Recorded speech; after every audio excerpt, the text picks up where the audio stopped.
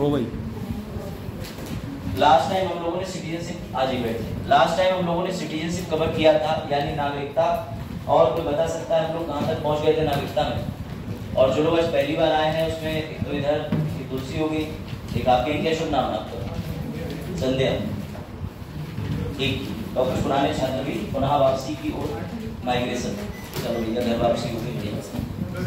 हाँ पदार्थ लिखा है, गुड, देशीकरण। चलो मैं दोबारा रिवाइज करा दे रहा हूँ। प्रोजेक्टर की लाइट आ रही है, चलो आने दो, बंद कर दो। हाँ क्या सिग्नल आया? लेकिन बाजार के हाथों में था ना, तो पता ही है सिग्नल आना मतलब यही है, करोड़ों वर्ष में एक बार एलियन सिग्नल आए और बाजार बोले स्विच ऑफ, लाइट खोल। ऐसे पढ़ते चलो मैनुअली, नहीं भी होती सुविधा तो कोई दिक्कत नहीं। ये क्यों ऑन कर दिया? बंद कर दिया। देखो ऑन तो है, फिर तुम्हें आवाज नहीं आएगी, मुझे कोई दिक्कत नहीं, तुम्हारी सुविधा पे आ रही है। नहीं आ रही है, आवाज तो आ रही है, लेकिन मतलब नहीं है। देखो सारे देखो चला प्रोजेक्टर नहीं है तो चलेगा कूलर भी नहीं, सीधी बात। या तो प्रोजेक्टर चला लो जिससे कूलर की आवाज चाहिए, या कूलर चला लो। अरे शुक्रिया, चलो पढ़ लो बता, ठीक है। हाँ ये बात अलग है कि आप घर पे कूलर चलाएं, वो ना ठीक। सबसे पहला सवाल ये था नागरिकता के, जो लोग आज पहली बार आए हैं, ठीक है क्लास में, हम लोग आज टॉपिक कवर करेंगे सिटीजनशिप, नागरिकता। इससे पहले मैंने पढ़ाया था नागरिकता, लेकिन कुछ प्रश्न है इंपॉर्टेंट जो मैं आपसे पूछूंगा और आप उसके जवाब दीजिएगा, ठीक। आप सभी से एक प्रश्न है, जो पुराने बच्चे जिस प्रश्न को जानते हैं, एक फ्लाइट, समझिएगा कनेक्टिविटी, एक फ्लाइट इंडिया के इंदिरा गांधी एयरपोर्ट टर्मिनल से उड़ती है, इंडिया में रजिस्टर्ड है। उस फ्लाइट में यूएस की एक लेडी जो इंडिया घूमने आई थी वो बैठी, वो यहाँ थी लगभग 1 साल के आसपास से, अब वो प्रेग्नेंट है फीमेल। जब उसने फ्लाई किया एरोप्लेन में, तो मान के चलो कि ये फ्लाइट अभी यूएस बॉर्डर से ऐसी जगह पर पहुंची किसी दूसरे देश में, ठीक। तो उसी बीच में जो प्रेग्नेंट लेडी थी उसके बेबी की डिलीवरी हो गई। बच्चे को नागरिकता कहाँ की आप कहोगे? सपोज अगर प्लेन जो है वो सऊदी के ऊपर था, तो नागरिकता सऊदी की हुई, इंडिया की हुई, या जहाँ की वो लेडी थी यूएसए की, वहां की नागरिकता हुई? बताओ एक एक करके। यहाँ पर लगी जहाँ का प्लेन है, जो पुरानी क्लास लिए थे बच्चे को सही आंसर दे रहे हैं, जहाँ का प्लेन रजिस्टर्ड होगा। अगर प्लेन दिल्ली का था, इंडिया, ठीक है ना, तो फिर इंडिया का कहलाया जाएगा सिटीजनशिप। हाँ एक इसमें क्लॉज और है, वो क्लॉज इसमें ये आता है कि अगर उसके मम्मी और पापा दोनों यूएसए के हैं और उसे नागरिकता इंडिया की मिली है, और अगर वो जाके उसे अमेरिका का नागरिक बनाना चाहे तो बना सकते हैं, ये उनके ऊपर, ठीक है। लेकिन वो इंडिया में हो जाएगा, उसके लिए जो कंडीशन होती है अगर फुलफिल करता है तब विमान रजिस्टर्ड होना चाहिए, ये कंडीशन। दूसरा मुद्दा है सरोगेसी। सुना है किसी ने सरोगेसी क्या होती है? क्या होती है सरोगेसी? किराए की कोख। कहा तो यही जाता है, उसके न्यूज़पेपर में 2018 तक बहुत आर्टिकल निकले, मैं समझा देता हूँ आसान भाषा में। उसका मतलब ये होता है कि किसी भी दंपति को यानी हस्बैंड एंड वाइफ को अगर कोई बेबी नहीं हो रहा है तो वो क्या कर सकते हैं, या और भी कारण होते हैं, बेबी ना होना तो एक कारण है ही, लेकिन जैसे बॉलीवुड एक्टर और एक्ट्रेसेस बहुत सारे जो हैं वो ये चाहते हैं कि उनकी बॉडी फिजिक मेंटेन रहे। आपको पता है ना, एक बार में सारा कैल्शियम चला जाता है जो फीमेल की बॉडी में होता है, नेचुरल प्रोसेस है ना, हमारे घर में, आपके घर में, सबके घर में जेनेटिक चीज है। तो क्या होता है कि जो लेडी होती है उसके पूरी बॉडी का अब तक उसने जो 20, 21, 22, 23 जितने साल की वो है, जितना कैल्शियम डिपॉजिट किया होता है वो सब खत्म हो जाता है एक बच्चे की प्रेगनेंसी डिलीवरी में। तो ऐसे में टाइम लगता है। गवर्नमेंट को ये मुद्दा पता था। इसमें समस्या ये आ रही थी कि जो भी विदेश से इंडिया में किसी भी कारण से सरोगेसी कराता था, तो लेडी हो गई इंडिया की, बच्चा पैदा हुआ इंडिया में, लेकिन उसे पैदा करवाने के लिए पैसे दे रहे हैं यूएस के हस्बैंड और वाइफ। फिर से सवाल ये है कि नागरिकता कहाँ की होगी उसकी, बात समझ रहे आप? तो ये सेकंड कंडीशन। इसलिए इंडिया में कमर्शियल सरोगेसी बैन है।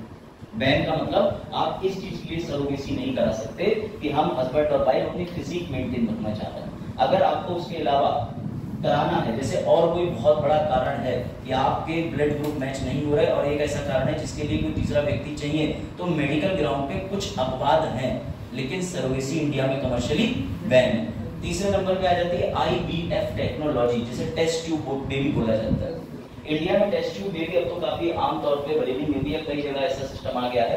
पहले ये सिस्टम सिर्फ और सिर्फ बड़े देशों में हुआ करता था, तो इंडिया से बहुत से लोग कराते थे कि भाई हमें टेस्ट ट्यूब बेबी चाहिए। अब वो एक लैब में बच्चा डेवलप हो रहा है, एम्ब्रायो बोलते हैं, एम्ब्रायो ले जा करके डेवलप करा लैब में, और वो यूएस की लैब में डेवलप हुआ, तो मुझे ये बताओ कि वो यूएस का नागरिक है, क्योंकि अब तो वहीं पैदा हो रहा है, और उसके मम्मी पापा इंडिया के हैं, तो वो कहाँ का नागरिक कहलाएगा? तो आईवीएफ में भी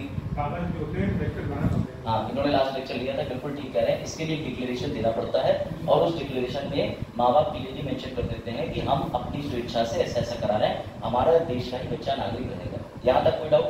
लेकिन सवाल सबसे महत्वपूर्ण ये आता है, ठीक है वजाहत आप बताइए, और जो लोग सो रहे हैं वो भी बताइए, ठीक, क्योंकि एक लेक्चर हो चुका है ना, दूसरे में थोड़ा तो बोर्डम हो गया, लेकिन चिंता ना करो, अभी तो इंसेप्शन है, स्टार्टिंग है, तो मजा आएगा, अभी ट्रेलर। गुड। तो सवाल ये है कि तुम्हें किसी देश के नागरिक का दर्जा क्यों दिया जाए? इट इज वेरी सिंपल, लेकिन बट बड़ा लॉजिकल क्वेश्चन। आपको किसी नागरिक का दर्जा क्यों दिया जाए? आ जाओ क्वेश्चन पर। अभी जस्ट क्वेश्चन सीक्वेंस करा है, 15 मिनट बाद लेक्चर ही, 12:15 तक छोड़ दें। जन्म से नागरिकता मिल जाती है, अच्छा ठीक, लेकिन आपको नागरिकता से फायदे क्या है? जैसे इन्होंने ये सही कहा कि हमारे घर में भैया विशेष परिस्थिति थी, डस्टाउन था छोटे भाई का, डस्टाउन समझते ना, बैप्टिज्म, इंग्लिश वालों बैप्टिज्म, आप कहोगे सकता भयानक शब्द, नामकरण बीच में, नामकरण बालक का, शिशु, ठीक, तो भैया इनके छोटे भाई का नामकरण हुआ, उस नामकरण वाले दिन इनके घर पनीर मिला, तो भैया इन्होंने कहा अरे तो हमें मजा आ गया, स्पेशली पनीर मिला, लेकिन मेरा सवाल ये कि तुम्हें पनीर क्यों दिया जाए, यानी तुम्हें नागरिकता क्यों दी जाए? तुम नागरिक हो तो क्यों, क्या दर्जा, क्या फायदा, क्या फैसिलिटीज मिल रही, बताओ। नागरिक होने का तुम्हें क्या फायदा? ट्राई करो, इस रो से कोई भी पूछो, क्योंकि मुझे पता चला है क्वेश्चन आंसर में तुम लोग बड़ा तल्लीन रहते हो, मतलब इंटरेक्शन करने में, तो मैं इंटरेक्शन कर रहा हूँ, गलत या सही की चिंता मत करो, उत्तर अटेम्प्ट करो। हाँ, इधर बीच वाले सब बताइए कि नागरिकता का दर्जा क्यों किसी नागरिक के लिए आवश्यक? अच्छा, 2 केस बनते, बताइए कौन कौन से? एक जन्म से, अब मैं ये पूछ नहीं रहा हूँ, मैं कह रहा हूँ आप जन्म से हुए, लाके फेंक दिए गए, आपने देश में दर्जा हो गया, नागरिकता एक तरफ से मिलनी, लेकिन आपको नागरिकता दर्जा क्यों दिया जा रहा है? मेरा सवाल तो ये है, उसमें उस देश के मूल निवासी है, डोमिसाइल, इधर भी कुछ आवाज आई, हाँ अरुण ने हाथ खड़ा किया, बताओ। सर, नागरिकता के लिए मतलब हमारा देश संविधान के अनुसार चलता है, ठीक है, और तो सर हमारे संविधान में कुछ अधिकार ऐसे हैं जो केवल हमारे यहाँ के नागरिकों के लिए ही हैं, इसलिए नागरिकों का प्रमाण पत्र होना बहुत जरूरी है। जैसे कि आप अभी गृह मंत्रालय ने नोटिस जारी किया है कि बर्थ सर्टिफिकेट ही कॉलेज या स्कूल में एडमिशन के लिए मान्यता देगा। ठीक है, इन्होंने विशेष दर्जा इन्होंने कनेक्ट कर दिया उससे डोमिसाइल। अब मैं तुम्हें एक मोबाइल नंबर बताया था, जो लोग पहली बार आए वो कहीं के रहवान नोट कर लो, तो सबका मोबाइल नंबर नहीं होगी, तो नहीं नंबर सोशल मीडिया, ठीक है, फिर रात के 2 बजे तो मिला रहे, हाँ सर सो रहे हो क्या? नहीं, मैं 2 बजे तो उठाई था, अब फिर सोऊंगा, अच्छा हुआ फोन कर दिया, तो ऐसी सुविधा तुम्हारे लिए उपलब्ध नहीं है। आर्टिकल 21, 15, 16, 19, 29, 30 जो आर्टिकल है, यानी 15, 16, 19, 29, 30, ये सिर्फ नागरिकों को दिए जाते हैं, सिर्फ सिटीजन को। सर बाकी के मौलिक अधिकार वो भी तुम्हें मिलते हैं, लेकिन अगर सपोज दैट कोई भी व्यक्ति यूएसए से आ जाए और वो इंडिया का नागरिक नहीं है, और वो ये कि मुझे आईएएस का फॉर्म भरना है, मुझे यहाँ आईएएस का एग्जाम निकालना है, तो तुम स्ट्रेट फॉरवर्ड आर्टिकल 16 जो कि नौकरी की बात करता है, इसमें कह दोगे ना, सिर्फ इंडिया के नागरिकों को ही भारत में नौकरी लेने का प्रावधान है। अब तुम उस पर मत जाना कि गोरखा रेजिमेंट और क्या, वो मैं तुम्हें बताऊंगा, क्योंकि उस समय पे एक बैटल के लिए विशेष चीज बनाई गई थी, वो एक एक्ट के तहत था। लेकिन मेरी बात समझो, सिर्फ 1, 2, 3, 4, 5 ये 5 आर्टिकल नागरिकों को हमने इसलिए दिए हैं क्योंकि ये डेफिनेशन बन जाती है कि कोई भी नागरिक अपने देश में सबसे ज्यादा अधिकार प्राप्त करता है, इसीलिए उसे नागरिकता का दर्जा मिलना चाहिए। यूएस के अंदर एक लॉ है, यूएस ये कहता है कि आपको कोई गाड़ी लेनी है और आप यूएसए के निवासी हो तो 40% डिस्काउंट मिलेगा। अब तुम अगर वहां जाओगे तो तुम्हें 40% क्यों नहीं मिलेगा? क्योंकि तुम सिटीजन नहीं हो, तुम्हें एक्स्ट्रा अधिकार मिला क्या? नहीं मिला। लेकिन इंडिया में फैसिलिटी दे रखी है कि अगर आप इंडिया में हो और आपके पास इंडियन आईडी है, इंडिया के सिटीजन हो, तो आपको कार या बाइक लेने पे इतने % डिस्काउंट मिलेगा। तो ये एक्स्ट्रा बेनिफिट मिलते हैं और कोई इस परिभाषा का व्यापक रूप नहीं है, बस यही है कि औरों की अपेक्षा नागरिक को ज्यादा अधिकार मिलते हैं। 15, 16, 19, 29, 30 क्यों मिले? 15 बात करता है कॉलेज की, एजुकेशन की। तो आप खुद सोचो, भूल गया आपका नाम, सुनील। खुद सोचो कि सुनील जो है वो इंडिया के अंदर रह रहा है, तो इनको हम पहले पढ़ाएंगे या बाहर विदेश से कोई व्यक्ति आया है इंडिया में पढ़ाई करने, उसको पहले पढ़ाओगे? पहले अपने घर को देखोगे ना। तो आर्टिकल 15 हमने रिजर्व कराया कि शिक्षा के अंदर आरक्षण देंगे, लेकिन वो आरक्षण देंगे अपने देश के लोगों को। क्लियर हुआ? 16 नौकरी की बात करता है। बाहर से कोई आके तुम्हारे यहाँ हर जॉब का फॉर्म नहीं भर सकता। सर प्राइवेट में तो कर रहे हैं, तो बेटा हम प्राइवेट नहीं सरकारी की बात कर रहे हैं, क्योंकि मौलिक अधिकार किसके विरुद्ध प्रयोग होते हैं? सरकार के विरुद्ध। ठीक सर, आर्टिकल 19 इसका एग्जांपल देता हूँ। चाइना को महसूस हुआ कि इंडिया के अंदर मीडिया जो है वो बड़ा दबाव महसूस कर रही है, लेकिन हमारी चीन की मीडिया जो है वो बहुत बढ़िया है। उन्होंने भैया एक बैनर, फट्टा, पोस्टर सब तैयार करा और इंडिया के एयरपोर्ट उतरे और उतरते ही वो फट्टा लेके बैठ गए कि इंडिया में सभी सरकारें चोर हैं। मैंने नाम नहीं लिया किसी का, नोटिस करना एडवोकेट। एक इंडिया में सभी सरकारें चोर हैं, वही तब पता है सभी सरकारें चोर हैं, बोर्ड लगा के बैठ गए। अब पुलिस आएगी, भले ही वो सही बात लिख के कह दें, वो बोर्ड इस बात का भी लगा के बैठ जाए कि फला फला नेता के 3 बच्चे हैं, जो कि सत्य है, लेकिन उसकी जगह पर पुलिस आएगी, उन्हें उठाएगी और बैन कर देगी। क्यों? क्योंकि आर्टिकल 19 के तहत अभिव्यक्ति की आजादी सिर्फ नागरिक को प्राप्त। तुम्हारे यहाँ का न्यूज़पेपर, तुम गवर्नमेंट को क्रिटिसाइज करो, यूट्यूब पे वीडियो बना के डालो, लेकिन वो फेयर क्रिटिसिज्म में अलाउड है। पर कोई विदेश का नागरिक तुम्हारे यहाँ नेता पे कमेंट, तुम्हारी देश की इंटीग्रिटी, सोवरेनिटी, संप्रभुता, अखंडता, बंधुत्व, इस पे कमेंट नहीं कर सकता।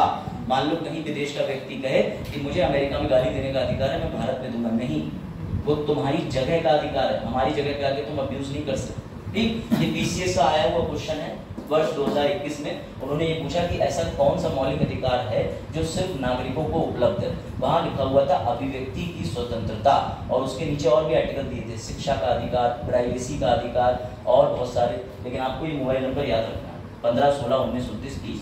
अगर आपको 19 दिखता, 16 दिखता, 15 29 30 तो आप टिक मार देते, ठीक हो जाता आपका 20। क्लियर? आगे बढ़े।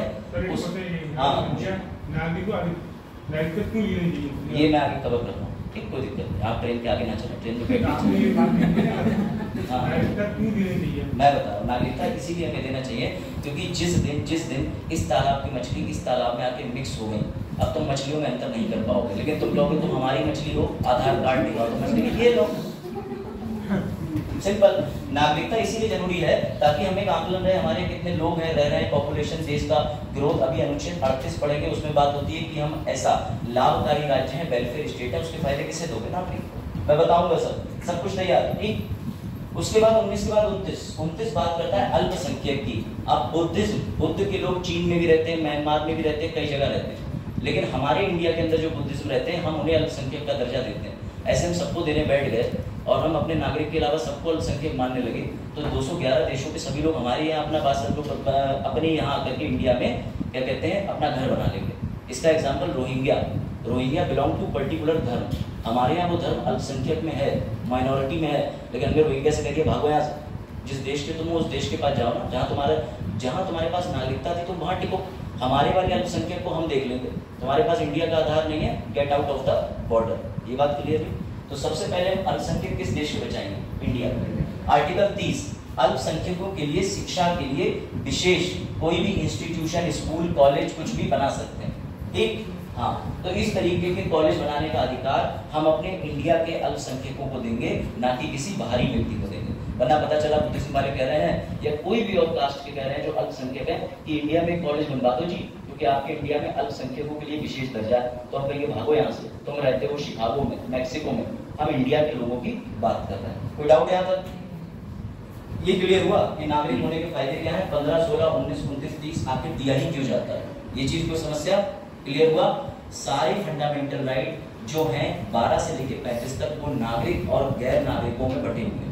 सारे मौलिक अधिकार का फायदा जो नागरिक है उसे तो मिलता ही है, लेकिन कुछ स्पेशली मौलिक अधिकार संरक्षित कर रखे हैं जिसमें बाहरी व्यक्ति नहीं आ सकता। अब जैसे आर्टिकल 22 है जो तुम्हें अवैध हिरासत के प्रति रोकता है, तो तुम खुद ही सोचो, बाहर से कोई विदेशी टूर करने आया, तुमने कहा इससे अच्छा मौका ही नहीं मिलेगा, इसे हथकड़ी पहना करके जेल में रख दो और इसकी सरकार से पैसा मांगो, तो तुम सारे विदेशी नागरिकों को उठा लोगे। तो हमने उन्हें मौलिक अधिकार दिया है 22 का, क्यों? ताकि वो तुरंत ही FIR लिखवा दे किसी के खिलाफ। तो विदेशियों को भी हमें प्रोटेक्ट करना है, लेकिन इंडिया वालों को हमने विशेष मौलिक अधिकार कुछ दे रखे हैं। कनेक्टिविटी, बात आई समझ में? कोई समस्या?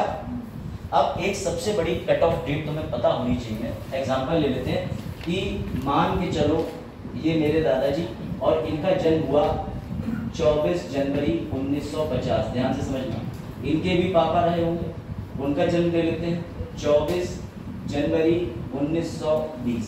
एक उदाहरण लीजिए, जिसकी भी नागरिकता 26 जनवरी 1950, मैं फिर से डेट लिख दे रहा हूँ, सर आप 26 जनवरी 1950 क्यों बता रहे हैं? क्योंकि इस दिन तुम्हारा कॉन्स्टिट्यूशन ऑफ इंडिया लागू हुआ, बल्कि तैयार कब हुआ था? 26 नवंबर 1900। जो भी कोई भारत में इस डेट से पहले जन्मा है उसकी नागरिकता के लिए सिर्फ आर्टिकल 5 से 11 जिम्मेदार होंगे।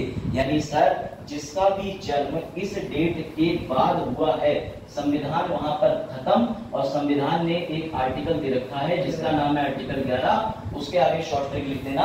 अब तुम्हारे हवाले बतन साथी, यानी इसके बाद कैसे नागरिकता देनी है वो तुम निर्धारित करोगे। अब इस तुम का मतलब समझ लो। शाबाश। अब जो बच्चे पहले दिन आए हैं इस पे हमने कवर किया था, आज मैं आपका रिवीजन ही करा रहा हूँ, लेकिन टॉपिक शुरू से इसलिए लेके चल रहा हूँ क्योंकि कुछ लोग नए हैं तो उन्हें पता चल जाए, और कंसेप्ट ज्यादा इसलिए डाल रहा हूँ मैं। अभी शुरू होंगे जोक्स और मीम ताकि तुम लोग कनेक्ट हो जाओ, पहले कंसेप्ट समझ लो, वरना नए बच्चे कहेंगे अरे 2000 इसी बात पे दे रहे हैं जोक। आ जाओ क्लास लेनी तुम्हें। अच्छा देखने आए थे कि जिंदा लोग हैं यहाँ कि मृत पोषी है कि स्व पोषी है, पर्याप्त। चलो वापस तो हमने बात ये समझी कि सर आपने ये बोला आर्टिकल 5 से 11 एक बात कहते हैं जो ये बताते हैं कि 26 जनवरी 1950 से जो भी लोग जन्मे होंगे उनके लिए ये है, तो फिर बाद वालों के लिए क्या है? तो मुबारक हो, तुम्हारी संसद विधि बनाती है और ऐसी विधि है जिसे बोलते हैं प्यार से नागरिकता अधिनियम 1955। नागरिकता अधिनियम 1955, सिटीजनशिप एक्ट, अंग्रेजों ब्रिटिशर्स सिटीजनशिप एक्ट 1955 लिख लिया। सर तो हिंदी बताते नहीं, अब मैं तुम्हें इसकी हिंदी क्या बताऊं? नहीं समझे? जोक नहीं समझे, हाई लेवल। चलो कल इसे सरल करूंगा। फिलहाल ये समझो बात को कि जो लोग 26 जनवरी से पहले पैदा हुए हैं उनके लिए कट ऑफ डेट कौन डिसाइड करेगा? कॉन्स्टिट्यूशन। 26 जनवरी 1950 के बाद किसी का जन्म हुआ, जैसे तुम सबका, मेरा, अभी जो लड़का आया था उसका भी, तो भैया वो सिटीजनशिप एक्ट 1955 से निर्धारित किया जाएगा। कोई डाउट यहाँ तक? फिर आगे बढ़े क्योंकि अब तुम्हें एंटरटेनमेंट शुरू होगा, तो इसलिए तुम लोग जाग गए ना, कुछ नहीं होगा ऐसा जगह। सबसे पहले अब हम जो कवर करेंगे वो है आर्टिकल 5 से लेके 11 तक मैं पढ़ा चुका हूँ, लेकिन मैं थोड़ा स्लो होकर तुम्हारे जो नए बच्चे आए हैं उनका भी टॉपिक कर दूं, और उसके बाद नेक्स्ट क्लास में काफी लंबे दिन का गैप हो गया तो पुराने बच्चे इंस्टाग्राम पे अपडेट नहीं देख पाए। हाँ, और जो नए बच्चे हैं उन्हें बता दूं मैं इंस्टाग्राम फेसबुक पे नहीं हूँ, कहीं बाद में जाके ढूंढो और किसी और अभिषेक मिश्रा को लिख दो बहुत अच्छा पढ़ाते हो, फिर वो तुम्हें रात के 3 बजे मैसेज करे आओ कभी अभी समझ गए? तो आ जाओ भाई। हाँ टेबल पार्लियामेंट नहीं देखो आर्टिकल 5 के अंदर 3 परिस्थितियां हैं। सबसे पहली परिस्थिति ये है कि 26 जनवरी 1950 से पहले सबसे पहली कंडीशन, जो भी अनडिवाइडेड इंडिया में पैदा हुआ हो, अनडिवाइडेड मतलब भारत और पाकिस्तान के बीच रेड क्लिफ लाइन नहीं पड़ी थी, बंटवारा नहीं हुआ था, पूरा भारत था सभी क्षेत्र, और वहां पे किसी भी व्यक्ति का जन्म हुआ हो या फिर उसके मम्मी और पापा का जन्म हुआ हो, दादा या दादी का जन्म हुआ हो, तो वो ऑटोमेटिकली भारत का नागरिक कहलाया जाएगा। कोई डाउट? अब सर अगर कोई व्यक्ति जिसके साथ ऐसा कुछ भी ना हुआ हो और वो संविधान लागू होने से पहले इंडिया में आया हो और इंडिया में रह रहा हो, तो क्या उसे नागरिकता नहीं देंगे? तब भी हमने प्रावधान बनाया है 5 साल का। हमने कहा कि 26 जनवरी 1950 से 5 साल पहले अगर तुम इंडिया में रह रहे हो, तो फिर इस डेट से पहले अगर तुम 5 साल रहे हो, डेट के बाद नहीं, डेट से पहले, तो तुम आर्टिकल 5 के तहत नागरिक बन जाओगे। कोई डाउट? कोई डाउट? यहाँ तक कोई समस्या? लेकिन आर्टिकल 5 में एक वर्ड लिखा हुआ है, क्या लिखा है अरुण? उसने बताया था मैंने। अब मेरा सवाल तुम सभी से ये है, और अच्छा सवाल है, कि डोमिसाइल यानी अधिवासी और दूसरा वर्ड है रेजिडेंट यानी निवासी, दोनों में अंतर क्या है?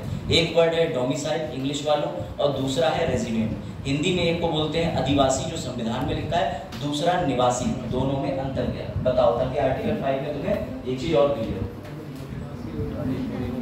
समझ आ रहा है? थोड़ा एकदम आवाज में चल रहा है, थोड़ा बहुत समझ आ रहा है कंसेप्ट? ऊपर से नहीं जाएगा, बाउंस हो जाएगा। हाँ क्या वो बताओ, उस दिन तो बताया था, भूल गए? अच्छा मैं एग्जांपल दूं, समझ जाओ। देखो क्रिएटिविटी, मान के चलो चरण जो है अभी बिहार में बीपीएससी 69 पेपर लगा हुआ है ना प्रीलिम्स का, मुझे यही जानना था, तुम सब अलग अलग बैच चला रहे हो, बिहार स्पेशल, दरोगा स्पेशल, सुपर टेट, पर हमारा यूपीएससी नहीं निकला। चलो तो अंजाम तो यही ना लास्ट में, सारी नावों पे पैर रखोगे तो फिर नाव दोनों इधर उधर जाएगी, उसके बाद तुम्हारा डबल रोल हो जाएगा। तो समझो ध्यान से, रेसिडेंट और डोमिसाइल में अंतर। मान के चलो चरण गए बिहार, इनकी बिहार में अभी जॉब नहीं लगी, लेकिन बिहार में इनको इतना अच्छा लगा, ये पेपर देने गए और एयरपोर्ट पे इन्हें कुछ ऐसा दिखा कि ये उसी के पीछे हो लिए। ज्ञान ज्ञान ज्ञान, बिहार में बोध गया में महात्मा बुद्ध को ज्ञान मिला था। हाँ, इनको आत्मिक शांति मिली। एक बाबा देखे, उन्होंने कहा मेरे साथ आ जाओ, ठीक चल दिए। इन्होंने कहा सब मोह आया, तो ये नहीं बनेंगे, मिर्जापुर में वैसे ही बताया ये ना बनने का क्या घाटा। तो उसके बाद ये चले गए पीछे। अब ये 2 साल तो बिहार में रहे, फिर वो बाबा इनके सारे पैसे और वस्त्र लेके चला गया। इस बात का आभास इनको बाद में हुआ। अब ध्यान से सुनो, फिर ये रेलवे स्टेशन जा ही रहे थे जैसे तैसे, ठीक है, इनको एक और बाबा दिख गए।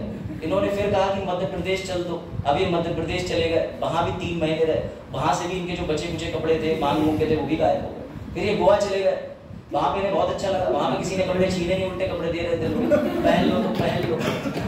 सवाल मेरा ये है कि हमने इन्हें 3 राज्यों में भ्रमण करा दिया, लेकिन जिस दिन इनके पास पुलिस आई और उसने पूछा कि तुम इधर इधर इधर क्यों भटक रहे हो, क्या समस्या है, कहाँ के रहने वाले हो, तब इन्होंने कहा उत्तर प्रदेश, पीलीभीत, जहानाबाद के पास या जो भी इनकी जगह हो। तो बोला जाएगा कि ये निवासी डोमिसाइल, आदिवासी डोमिसाइल कहाँ के हैं, पीलीभीत उत्तर प्रदेश के। लेकिन कोई भी व्यक्ति समस्त राज्यों में घूम रहा है तो वो निवासी कहलाएगा। यही अंतर है कि निवासी परमानेंट नहीं होता, आदिवासी परमानेंट होता है। इसीलिए अनुच्छेद 5 में लिखा गया है कि तुम कहीं भी घूम रहे होगे, हम तुम्हें डोमिसाइल भारत का तभी मानेंगे जब तुम भारत के अंदर। ये डोमिसाइल वर्ड का बहुत बड़ा गेम था। एक कागज बनवाना पड़ेगा, तुम्हें दिखाना पड़ेगा कोई ना कोई पेपर वर्क कि मैं गवर्नमेंट के किसी काम से पोस्टेड था, यहाँ था, ये आईडी रही। ऐसा नहीं कि तुम वहां से आए और तुम यहाँ 5 साल बॉम्ब बनाने की योजनाएं कर रहे हो, भारत पे गिराने की, और तुम कह रहे हो देखो जी मेरा वाला बॉम्ब परसों ही तो गिराया था मैं तो यहीं का नागरिक हूँ, 26 जनवरी 1900 पहले से ही बॉम्ब बना रहा हूँ, तो तुम्हें भगा देंगे। इसलिए डोमिसाइल वर्ड इसीलिए डाला गया था कि ताकि आपकी नागरिकता को वो क्रॉस चेक भी कर सके किसी तरीके से। ये होता है लेजिस्लेटिव लॉ बनाने वाले का इंटेंट। आर्टिकल 5 समझ में आया? दोबारा रिपीट कर रहा हूँ। तुम भारत के अंदर किसी एक जगह पे रहे हो जहां तुम्हारा मोहल्ला घर ठिकाना हो, तो तुम ऑटोमेटिकली ये मान लिए जाओगे कि भैया सिटीजन हो, लेकिन तुम्हारा जन्म होना चाहिए। और अगर जन्म नहीं हुआ कोई टेंशन नहीं, मम्मी पापा दादा दादी में से कोई एक तो इंडिया में पैदा हुआ हो, तभी तो तुम्हें नागरिकता दी जाएगी। तो ये नागरिकता। सबसे बड़ा तीसरा ग्राउंड, 26 जनवरी 1950 से 5 साल पूर्व तुम उस इंडिया के किसी भी जगह पर रह रहे हो। तो सर मान लो आपका जन्म हुआ 24 जनवरी 1997, तो फिर आपको ऐसे ही करके देखा जाएगा? नहीं, 26 जनवरी 1950 से पहले वालों के लिए नागरिकता डिफाइन कर रहे हैं। यानी अब तुम अपने बाबा से पूछना चाहते हो, बाबा जिसके हो और बाबा के भी पापा मिल जाए तो फिर बात ही क्या। तो फिर उनसे जाके पूछना, कहना आपको नागरिकता दी गई थी आर्टिकल 5 के अनुसार, आप अनडिवाइडेड इंडिया में जन्म लिए थे। कोई डाउट? अब अगला आर्टिकल जो है उसमें तुम्हें और आनंद आएगा। सर आनंद नाम का कोई बच्चा तो नहीं है? पता चले आनंद कहते मैं क्यों आऊं? वैसे आनंद नाम का व्यक्ति मुन्ना भैया पिक्चर में था, याद है ना? जी सर। हाँ, मैं यही जानना चाह रहा था पिछले 2 साल से तैयारी क्यों नहीं अच्छी चल रही? चले देखी जा रही है, बाल कट रहे हैं, आनंद भैया के बाल कट रहे हैं अपने अपने मुद्दे को। सही, लड़कियों ने भी चेक कर ली। वो चला था ना एक टेल कटने वाला इंसिडेंट, चोटियां कट रही, उसमें बहुत कुछ कटा है, बताया नहीं गया पब्लिक का। चलो अरे तुम लोग 18+ हो ना? हाँ, तुम्हें वोट तो देते हो, तो जो क्यों नहीं समझते? लॉयर हमेशा बात सीधे नहीं करता।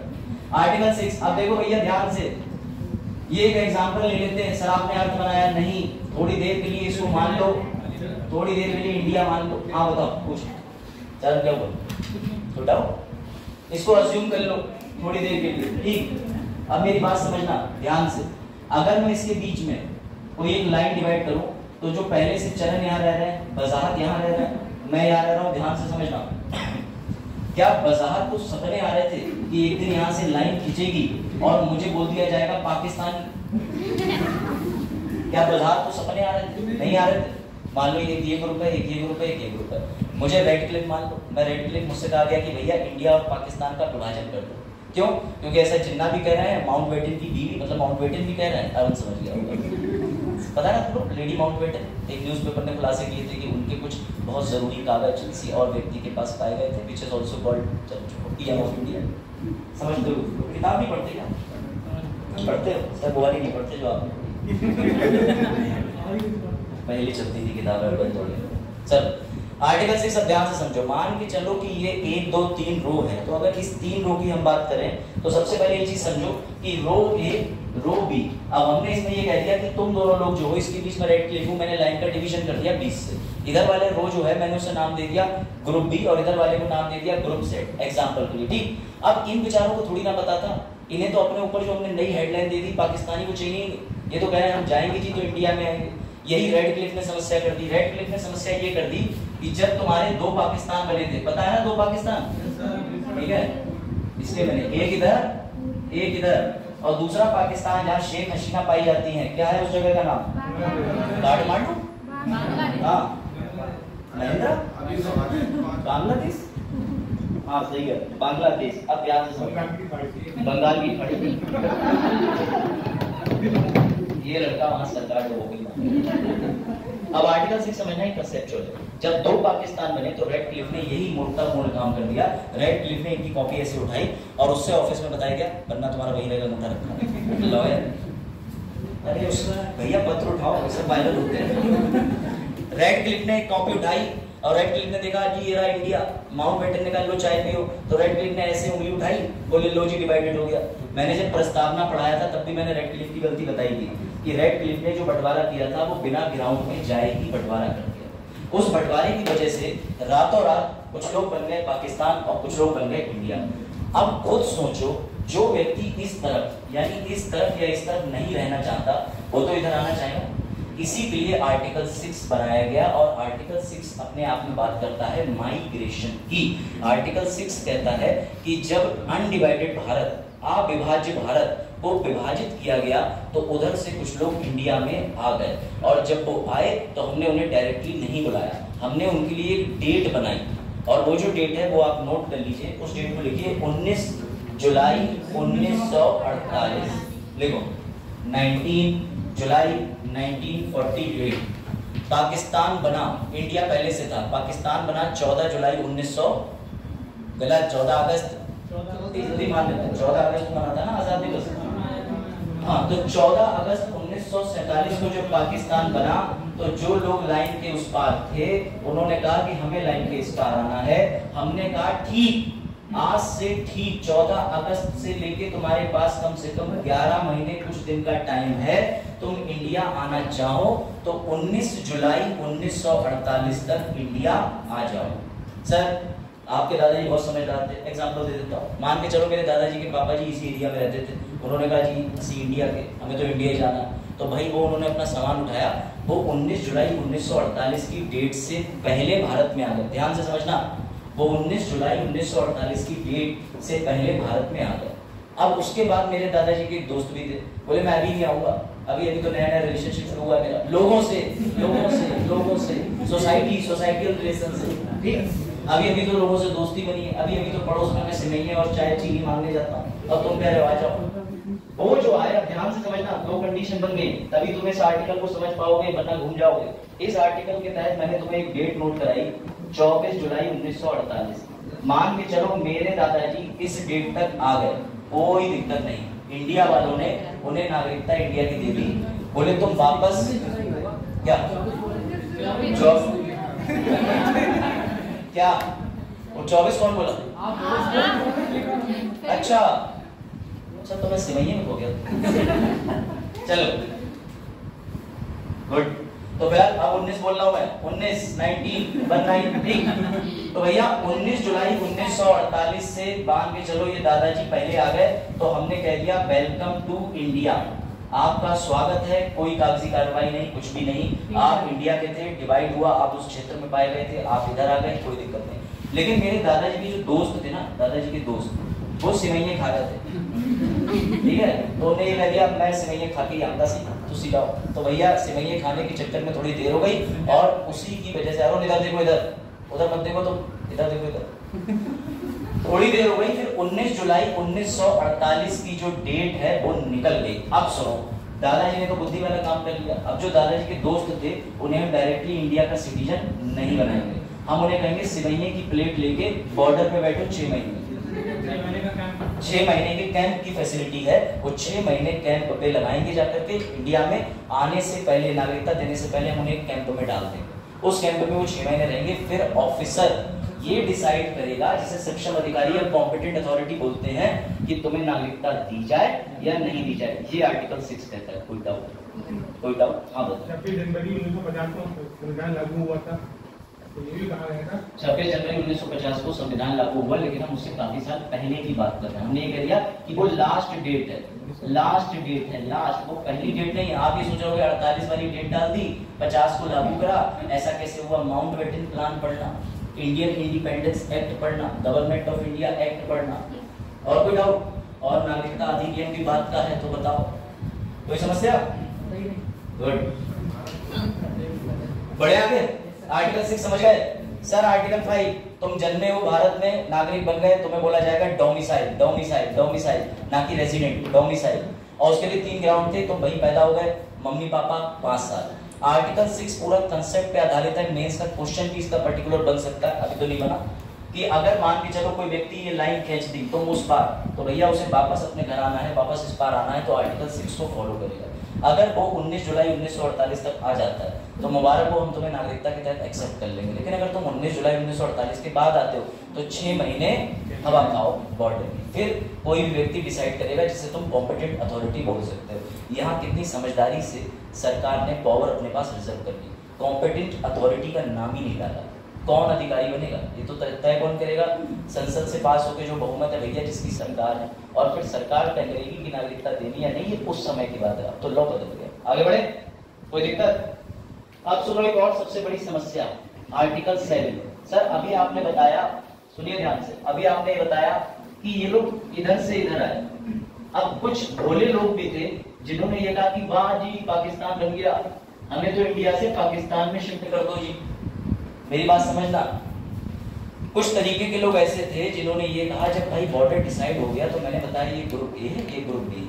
कुछ लोग बोले हम ग्रुप ए में ही जाएंगे, हमारा तो सपना था पाकिस्तान, अब वो पूरा हो रहा है तो हम इंडिया को छोड़ देंगे और पाकिस्तान चले जाएंगे। तो समस्या ये हुई कि वो पाकिस्तान ये सोच के गए थे कि हमको मिलेगी प्राइम मेंबरशिप, नेटफ्लिक्स की आईडी और सुविधाएं, बॉम्ब बनाने की गाइडेंस, लेकिन वहां उल्टा हुआ। वहां समस्या ये आ गई कि 3 टाइम बेल्टों से मारा जाता था, 4 टाइम बासी रोटी खिलाई जाती थी सड़ी हुई। ठीक, अब जब इतना अत्याचार देखा तो उन्होंने फोन मिलाया। उस समय अब व्हाट्सएप तो था नहीं जो वीडियो बना के वायरल कर देते हल्की सी। ठीक, उसके बाद उन्होंने फोन मिलाया और उस समय देश के प्रधानमंत्री थे नेहरू जी, और उन्होंने नेहरू जी से कहा हम आ रहे हैं, हम आ रहे हैं। अब समस्या ये समझना, इस आर्टिकल 7 का मैंने नाम लिखा है कि पुनः माइग्रेशन, यानी पुनः प्रव्रजन या पुनः प्रवास। क्यों लिखा है? तुम इंडिया से पाकिस्तान गए थे खुशी के लिए, तुम्हारी खुशी किसी और की खुशी हो गई, अब तुम्हें दुख के साथ वापस दुखी में आना पड़ेगा अपनी नई खुशी के लिए। समझे? पहली लड़के सब समझ रहे, लड़कियां कहीं बाद में पूछी तो अभी तुम्हें बहुत साल लगेंगे, 8 साल में। अरुण कह रहा नहीं सर माइनस में चल रहे हैं। चलो वापस आ जाओ, सो तो नहीं रहे ना सर, माइनस सो तो नहीं रहे हो? समझ आ रहा थोड़ा बहुत? ये टॉपिक एकदम कंसेप्चुअल और बहुत बोरिंग है, मुझे खुद में 15-16 बार पढ़ के समझ में आया था, आज से 2 साल पहले। सर अभी नहीं, अब आ गया बिल्कुल क्लियर, क्योंकि मैं तुम्हें CA भी पढ़ाऊंगा, लेकिन मैं तुम्हारे लिए थोड़ा इंटरेस्टिंग बना रहा हूँ, इसलिए बस इसको एंजॉय करो। ठीक है, आर्टिकल 7 में मैंने ये बताया कि जब बीच की लाइन डिवाइड हुई, कुछ लोग पाकिस्तान से इंडिया आए, कुछ इंडिया से पाकिस्तान भी चले गए, और पाकिस्तान जाने के लिए सिर्फ चले नहीं गए, उन्होंने एडवांस बुकिंग भी कर दी। जैसे ये दिन इंफॉर्मेशन आई कि पाकिस्तान बन रहा है, क्या तुम जाना चाहोगे? और पाकिस्तान बना 14 अगस्त 1947 में, तो वो लोग जाने के लिए इतना जल्दी तैयार थे कि उन्होंने 1 मार्च 1947 को ही रजिस्ट्रेशन करा लिया। जैसे पैट के फॉर्म की डेट भी आई, तुमने पहले दिन खोला, अभी तुम्हें सिर्फ अध्याचन देखने को मिला है कि पैट से एग्जाम होगा, तुम जबरदस्ती लिंक क्लिक कर करके ODR पे रजिस्ट्रेशन करिएगा। ठीक है, या तुम्हारे पापा तुमसे कहते हैं कि बेटा 10th के बाद ना तुझे मैं तेरे दोस्तों के साथ गोवा भेजूंगा, तुम 8th क्लास में ही टिकट बुक करते रहे हो कि एक दिन 10th तो होना ही है, एक दिन जाना ही है। बात आई समझ में? तो इसी तरीके से क्या हुआ कि जो आर्टिकल 7 के अंदर लोग थे, ध्यान से समझना, उन्होंने प्री बुकिंग कर दी और इंडिया से वो पाकिस्तान चले गए। जब उन्हें पाकिस्तान में ईंट पत्थर नहीं मिले जो उन्हें चाहिए थे, वो वापस इंडिया आने के लिए आए। लेकिन नेहरू और वल्लभ जी के सामने एक समस्या आ गई। वो समस्या यह है कि जब ये गए थे तो ये ड्रमंड के बराबर पूरा हॉल छोड़ के गए थे कि हमें नहीं चाहिए, हम जा रहे हैं वहाँ सिमैया खाने अपनी खुशी के साथ।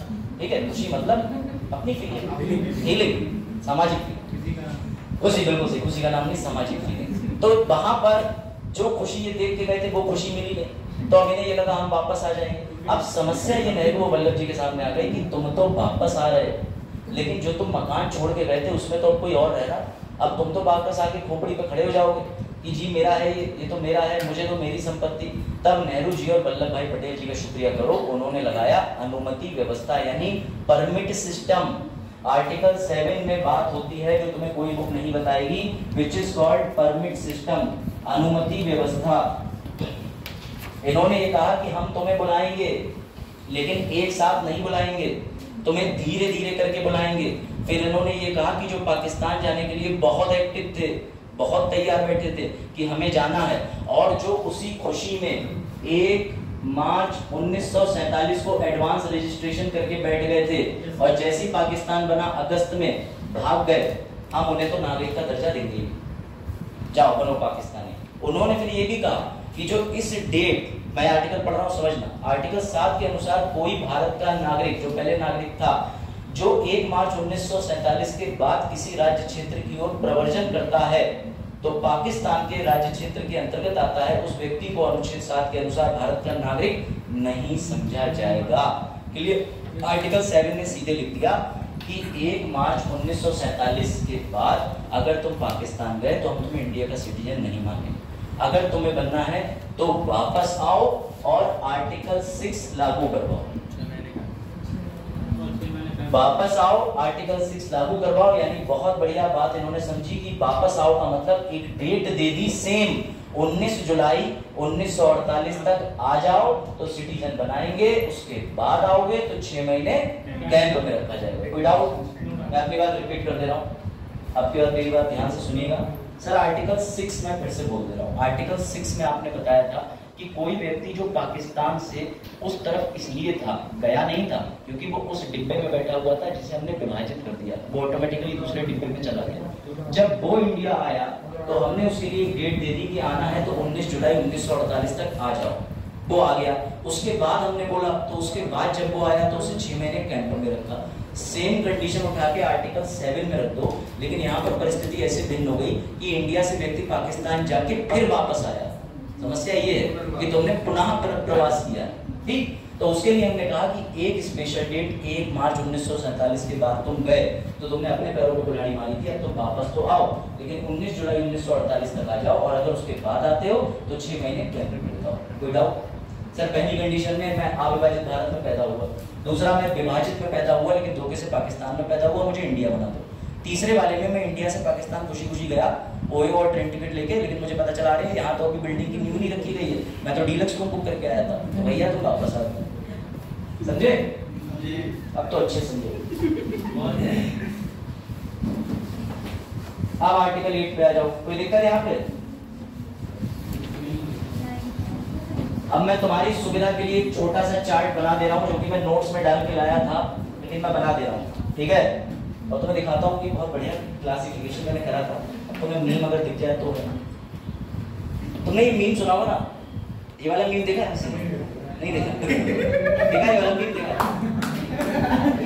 देखा?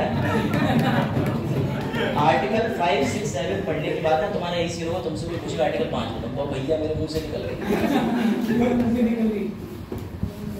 तो इसलिए मैंने देखो ऐसे मीम डाले, लेकिन हमारा प्रोजेक्टर जो है अभी इस टेक्नोलॉजी पे काम नहीं करता कि मेरी केबल से कनेक्ट हो जाए। ये 2028 या 3028 के लिए प्रयोग में आया। मेरे बेटे के बेटे या बेटी के बेटे के बेटे आया करेंगे और बटन दबाएंगे, नाना ने प्रयास करा था 1857 की तरह केबल डालने का, प्रथम प्रयास था वो आजादी का। उसके बाद हाँ खुदाई का, उसके बाद प्रोजेक्टर चलाएंगे। और नहीं, मेरा बेटे के बेटे के बेटे का बेटा। मुझे लगा कह रहा मेरा बेटा मेरा प्रथम प्रयास। नहीं भैया, मेरा प्रथम प्रयास और वो नहीं, वो IAS हो जाएगा। देख रहे हो, अरुण को बायो की क्लास में इंटरेस्ट है। चलो हाँ, और वो ये भी कहेगा कि हमारे परदादाजी को भूमध्य हवाओं ने रोका भी था, फिर वो कैसे भी करके केप ऑफ गुड होप तक पहुंचे और उन्होंने बटन दबा के कस्तूरी दुनिया पे कब्जा वापस किया। चलो बात बताओ भाई, आप अब भी सोच रहे हैं हिस्ट्री चल रही है कि बायो चल रही है।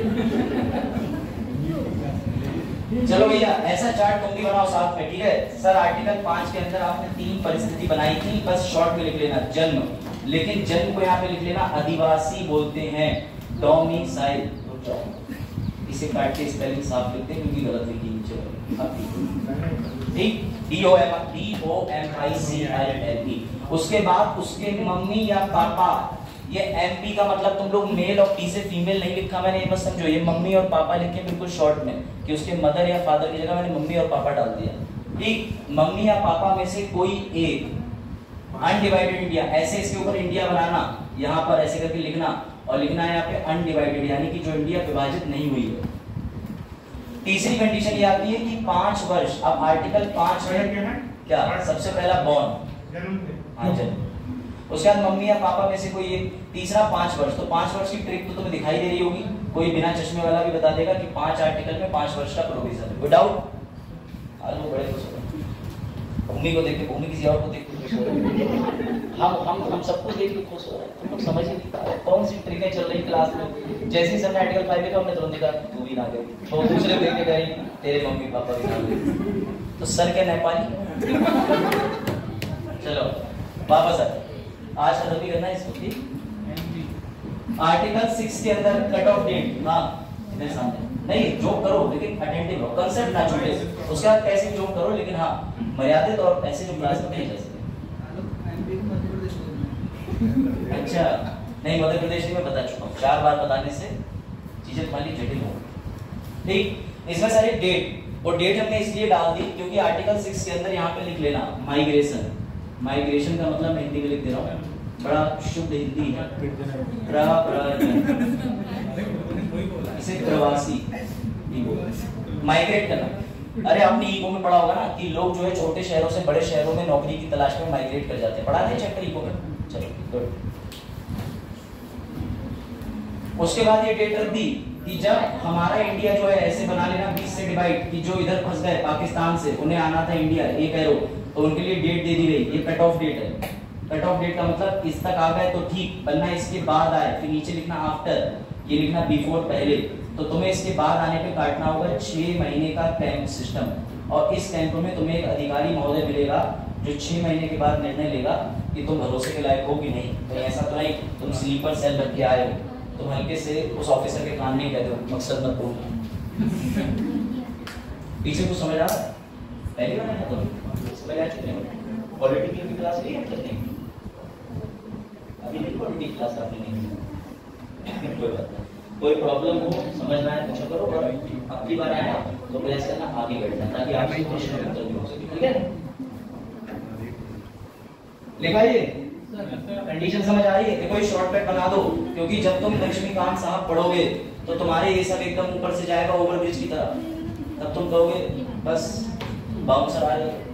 आर्टिकल 7 समझो, आर्टिकल 7 के अंदर ऐसे ये वाली लाइन और ये वाली लाइन कि भैया इंडिया से गए पाक, और पाक यानी कि सबसे बाहियात देश से आए इंडिया, ठीक है।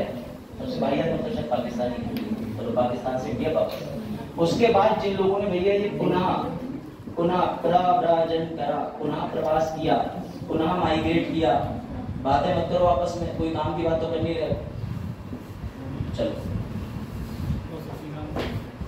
जिन्होंने गुनाह करा, हमने बस उनके लिए एक कंडीशन दे दी कि जब पाकिस्तान बनेगा, इस बात की घोषणा हमने पहले ही कर दी थी, और जब 14 अगस्त 1947 को पाकिस्तान बना तब तुमने, हाँ तो मैं क्या बोलूं, 1 मार्च क्या मैं बता रहा हूँ पाकिस्तान बना कब, ये डेट कब बताई मैंने, सिर्फ एक ही बार 1924 बोला, उसके बाद मेरा बहुत बढ़िया कमांड वापस आओ। 1 मार्च 1947 को जो एडवांस बुकिंग करके पाकिस्तान चले गए, फिर बजात मैंने बोला 14 अगस्त 1947 को पाकिस्तान बना, तुम्हें डिफरेंस दिख रहा है? मार्च, अप्रैल, मई, जून, जुलाई, अगस्त, जो पाकिस्तान बना भी नहीं था उससे पहले कागज पूरे करके पहुंच गए, लो जी हमारा फ्लैट बुक कर दो, 200 रुपए स्क्वायर फीट, ठीक। तो जब ऐसे लोग बड़ी खुशी से पाकिस्तान चले गए, फिर पाकिस्तान से जब वापस आए तो ये एरो यहाँ ले जाना कि सेम कंडीशन उनके लिए लगेगी। प्रिंसिपल को समझ आ रहा ना? आए डाउट को पूछना, ठीक है? ये डेट याद रखो। अभी तो ये डेट 26 जनवरी 1950 से पहले जो डेट आएंगी वो डेट है जो संविधान सभा ने डिसाइड करी, लेकिन इसके बाद जो डेट आएंगी वो अलग अलग एक्ट होंगे। हाँ पूछिए, क्या हुआ? डाउट कोई गलत? पायल तुम अपनी पल के ना जब तो उधर कल के कर रहे, घर जाके बोल मेरा सर नाम ले रहे सर को 10 रुपए की अरदास की थी, हमने जागरण करते हैं, पता है जागरण में तो हम लोग ही किया नहीं, हम तो अपने घर पे जागरण वाले को ऐसे नाम लिख के लेते थे, बोलता ही था कुत्ता। अरे भाई घर में हमारे कुत्ता भी था, उसका नाम लिख देते तुम लोग, बड़े नेगेटिव, डॉग को कुत्ता कहते हैं ना। अब यही अंग्रेजी का टीचर होता तो मैं पिग का मतलब सुअर बताता, हाँ सर क्या कह रहा है, तो वही आप उसे लिख के दे देते थे, पर्ची को बोलता ही नहीं, ये आपकी सुविधा के लिए आया है, लेकिन सबकी सुविधा के लिए आया समान रूप से। अब मेजॉरिटी डिसाइड कर लो कि कूलर चलाओ, तो मैं भैया मेजॉरिटी के साथ तुरंत कूलर ऑन कर दूंगा। कार्यपालिका तो हम ही हैं। नहीं, अभी आप कार्यपालिका भी नहीं, जब तक आप आर्टिकल 12 में नहीं आएंगे आप कार्यपालिका। अभी आप सिर्फ वो छात्र हैं जिसको एक नंबर मिला है 59, 60, 62, और जिसको मैं काले रंग से ऐसे करवा सकता हूँ। इस समय पावर मेरे पास। हाँ, कूलर भाई इसलिए नहीं चला रहे क्योंकि क्लास में आवाज नहीं है। अगर तुम्हें लेक्चर ठीक से सुनना है और सिर्फ हवा खाने आए तो 20 रुपए उल्टा मुझे, तो मैं एक कूलर इधर भी लगाऊं, रोज मंगा लिया करो, बुकिंग करके 1 घंटे 20 रुपए। बड़े आगे एसी के लिए एसी ही लगने वाली थी, लेकिन हो गई कंडीशन, समझ क्या हो बरेली से कंपेयर मत करो बाजार। बरेली महानगर नगर निगम, जनसंख्या बहुत है। वापस आ जाओ, हाँ एसी है। अब आओ आर्टिकल 8 पे। अब आर्टिकल 8 का मतलब ध्यान से समझना। बाजार तुम्हारे पर बाजार के एक मित्र है फेसबुक पे, जो भैया यहीं पैदा हुए, यहीं पले बड़े और यहीं रहे। मेरी बात ध्यान से समझना। बाजार ऐसे कोई मित्र है आपके? आलोक कितना अच्छा है, अश्मित का ले लिया एग्जाम। चलो तुम लोग शाउट आउट मांग रहे हो, शाउट आउट है। फिलहाल मैं शाउट आउट नहीं दूंगा, मेरी बात समझो। रजिस्ट्रेशन से मैं किसे बताना चाहता हूँ और क्या बताना चाहता हूँ। हुआ ये कि बाजार के एक मित्र थे जो पीलीभीत में रहते थे और बहुत बढ़िया कार चोरी का काम करते थे। सबको पता है ना कार चोरी क्या है? पता है सबको? कार चोरी नहीं, कार चोरी।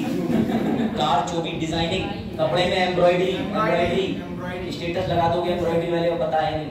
चलो देखो सर ने कब देखा जो। अब इनके मित्र सऊदी अरेबिया रहते हैं, लेकिन सऊदी अरेबिया किस लिए गए हैं? एम्ब्रॉयडरी करने। नहीं सुनी क्या? वो सुनी मिलता तो एम्ब्रॉयडरी करने इनके मित्र गए। लेकिन जब इनके मित्र सऊदी अरेबिया, पीछे दोनों लोग अटेंटिव इधर, जब इनके मित्र सऊदी अरेबिया में गए वहां पे कार चोरी करने, तो उस बीच हमारे देश में नागरिकता बढ़ रही थी। नागरिकता मतलब ये था कि आर्टिकल 5, 6, 7, 8 का 9, 10, 11 का गठन हो रहा था, बन रही। इनके दोस्त ने कहा कि यार मुझे तो वीजा मिला है यहाँ पर 1 साल के लिए, अगर मैं इंडिया आऊंगा जितना कमाया उतना खर्च हो जाएगा, 1 लाख रुपए तो मेरी फ्लाइट में जा रहा है। अब मैं क्या करूं? किसी कारणवश मैं वहां फंस गया। अब इनका मित्र इंडिया का, इसका मतलब उसके मम्मी या पापा तो इंडियन होंगे, दादा या दादी में से भी कोई इंडियन होगा। तब इनके दोस्त को इन्होंने सलाह दी कि तुम सऊदी में एक स्थान होता है, उसे बोलते हैं एम्बेसी, वहां चले जाओ, वेरी गुड, और वहां जाके पंजीकरण करवा लो। और जैसे तुम पंजीकरण कराओगे, मुबारक हो, तुम बन गए नागरिक। अगर तुम्हारी नागरिकता जा रही है तब। हाँ, बच्चे के लिए जो उम्र है नहीं, 1 साल से कम नहीं, बच्चे की 1 साल के अंदर रजिस्ट्रेशन हो जाता है, उसे एक्सटेंड करने। लेकिन अभी बच्चे में नहीं आएंगे, वो आगे आएंगे। अभी मेरी बात समझो, यहाँ पर सरकार ने आपको यूएसए में डिप्लॉय कर रखा है, यूएसए में कोई रॉ एजेंट बना दिया आपको। अब तुम तो एजेंट बने हो, तुम्हारी तो नागरिकता जा रही है, तो सरकार एम्बेसी के अंदर प्रोविजन देती है कि तुम वहीं से वहीं चले जाओ और कागज जमा कर दो। इसे कहते हैं रजिस्ट्रेशन के जरिए। इसमें भी कंडीशन है, मम्मी पापा दोनों में से कोई एक भारतीय होना चाहिए। कोई डाउट है? रॉ का एजेंट आइडेंटिटी छुपाता है, लेकिन सरकार को आइडेंटिटी पता होती है, सरकार से तो टच में रहता है। लेकिन जब वो किसी और देश में अपने मकसद के समय पे पकड़ा जाएगा, तब इंडिया के लोग कह देंगे हम नहीं जानते। ये तो रूल है ना। और मैं बता चुका हूँ आर्टिकल 33, जिसमें कोई भी रॉ आईबी उनका कोई भी फंडामेंटल राइट काम नहीं करता है। अब जो लोग आज पहली बार आए हैं वो जर्नी मिस कर चुके हैं। चलो आगे बढ़े। अब इसके बाद ये चीज फिर से मैं सब फिर से रिपीट कर दे रहा हूँ। मान के चलो आर्टिकल 5, 6, 7 के अंदर कट ऑफ डेट दी हुई है 19 जुलाई 1948। ऐसे समझो तुम इस डेट में घूम रहे थे सऊदी अरेबिया, तो क्या तुम इस डेट तक इंडिया नहीं आ सकते क्योंकि तुम्हारा वीजा ही एक्सटेंड नहीं हुआ है? तुम आओगे 19 के बाद 20 जुलाई को। तो मुबारक हो, तुम्हें ऑप्शन मिला है कि एम्बेसी जाओ, वहां पर रजिस्ट्रेशन फॉर्म भरो और बन जाओ नागरिक। यानी आर्टिकल 8 तुम्हें ये भी सुविधा देता है कि तुम भारत के हो लेकिन किन्हीं कारणों से बाहर हो, तो तुम बाहर भी भारत के लिए नागरिकता के लिए पंजीकरण करा सकते हो। कोई डाउट? क्या बोला आप लोगों ने? No sir. तो आर्टिकल 9 के आगे नो ही लिखो, एंड लिखो। मैं बताता हूँ उसका रीजन क्या है। जो फिर से बनाते हैं बढ़िया, अश्मित को बनाते हैं। पिछली बार तो बच्चों को लिया था भूमि और शिवांश, वो तो भूल गई है, मुझे याद है। अश्मित गए एक दिन आरटीओ ऑफिस जा रहे थे, ठीक है? क्या नाम है आपका? अरे आप ही का, आप जा रहे हैं क्या नाम? हाँ शिवांगी पांडे। बैठ। एक दिन अश्मित जा रहे थे आरटीओ ऑफिस, अभी जो इनका नाम यूज करेंगे। अश्मित जा रहे थे आरटीओ ऑफिस और अश्मित गए तो अश्मित मुझे रास्ते में मिले। मैंने कहा अश्मित कहाँ जा रहे हो? अश्मित बोले सर आपको दिख रहा है ये मेरा लर्निंग लाइसेंस है, लर्निंग। तो मैंने कहा हाँ बेटा तुम्हारा लर्निंग लाइसेंस मुझे दिख रहा है, लेकिन तुम कहाँ जा रहे हो? बोले सर इसको मैं रिन्यू करा के परमानेंट पक्का लाइसेंस बनवाऊंगा। पीछे से शिवानी बड़ा खुश। शिवानी ने कहा तो सर की और अश्मित की बात मैंने सुन ली। शिवानी तुरंत घर गई। शिवांगी शिवांगी बोल दिया क्या मैंने? आपने शिवानी बोला। शिवांगी बोल दिया, यही तो पूछ रहा हूँ। शिवांगी शिवानी बोल दिया। तुम्हारी शिवांगी लिखते थे ना कागज में, काम में छोटा हुआ और डब्बा बनाते थे। मैं हमेशा सोचता था, मैं घर पे दीवारों पे लिख रहा हूँ कुमारी अभी से मैच नहीं हो रहा। पहले पता ही नहीं था लॉजिक क्या था। एक बार एक लड़की का आईडी कार्ड मिल गया हमारे कॉलेज में, उसके आगे बड़ा सा कुमारी लिखा था, गोला बना था, उसका नाम लिखा था। मुझे लगा ये कुमारी इंटेलिजेंट बच्चे लगाते होंगे, सर्किल और काम में छोटा। हम अपने घर में दीवारों पे लिखे घूम रहे हैं, मम्मी भी डांट दे रही, पागल हो गया, पिताजी सब कर रहे हैं इसे करो। तो ऐसे इंसिडेंट होते रहते। तो भैया शिवांगी नाम है ना, शिवांगी। चलो तो शिवांगी ने सारी बातें सुन ली और शिवांगी तुरंत अपने घर गई। शिवांगी ने एक डोमिसाइल लेटर उठाया। डोमिसाइल का मतलब प्रमाण, वो डोमिसाइल मतलब निवास। इन्होंने निवास उठाया और तुरंत मेरे पास आई, बोली आप क्या समझ रहे हो, मैं पढ़ी लिखी नहीं हूँ? मैंने कहा नहीं बेटा आप पढ़ी लिखी हो। मैंने कहा बोली जब ये रिन्यू करा सकता है तो मैं भी रिन्यू करा सकती हूँ। मैंने कहा नहीं, तुम्हें रिन्यू कराने की कोई जरूरत नहीं है क्योंकि इंडिया के अंदर तुम्हारी सिटीजनशिप रिन्यू नहीं होती है। अगर तुम एक बार सिटीजन बन गए तो फिर तुम हमेशा के लिए इंडिया के सिटीजन रहोगे। लेकिन आर्टिकल 9 इस पे रोक लगाता है। 9 और 10 को एक साथ पढ़ा जाता है। आर्टिकल 9 एक सिंपल सी बात कहता है कि जिस दिन भी तुम यूएसए गए और तुमने कह दिया लो जी मैं भी हो गया यूएसियन, मैं भी हो गया रशिया से। तुमने बोला मैंने नहीं बोला, तुमने बोला मैंने नहीं बोला, मैंने कहा रशिया का। चलो तुम लोग गए जापान और तुम लोग हो गए जापानियन, ठीक है? चाइना चाइनियन, समझ गए? कैसे निवास मिलता है मैं बताऊंगा। मैं जैसी मेरी बतौर तहसीलदार पोस्टिंग होगी मैं तुरंत बताऊंगा। हाँ उसमें किसमें निवास में और कौन से वाले निवास में? नहीं, सिटीजनशिप का जो है वो कोई निवास अलग से नहीं बनता। सिटीजनशिप का मतलब तुम पे आधार कार्ड है, हाई स्कूल में एडमिशन हुआ, तुम्हारे मम्मी पापा खुद साक्षात मौजूद है, डीएनए मैच कर रहा है, तुम इंडियन हो। अब वो भी इंडियन नहीं है तो उसकी अलग कंडीशन। ठीक समझो। आज बताइए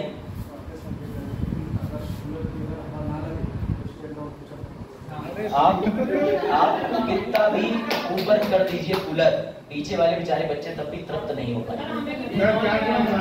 इसका एक ही तरीका है, राकेश सर से कह दीजिए कि क्लास में कूलर की व्यवस्था नहीं बन रही, या तो कोई ऐसा सिस्टम बनाए कि पूरे क्लास के लिए हवा है, वरना किसी एक बच्चे के लिए बोल दीजिए, बात कर लीजिए। ठीक है चलो हो गया। नहीं लेक्चर में वापस आओ, मैंने सबके लिए कह दिया क्योंकि मुझे भी विशेष, अब चाहूँ तो मैं से अपनी तरफ भी कर लूँ या तुम्हारी तरफ हवा हो जाए तो मैं कहता हूँ मुझे नहीं आ रही, मैं नहीं पढ़ाऊंगा। लेकिन मैंने कहा मेरा तो पसीना भी टपक रहा, चलो पूर्ण पसीने की कमाई दोस्तों ने खाई।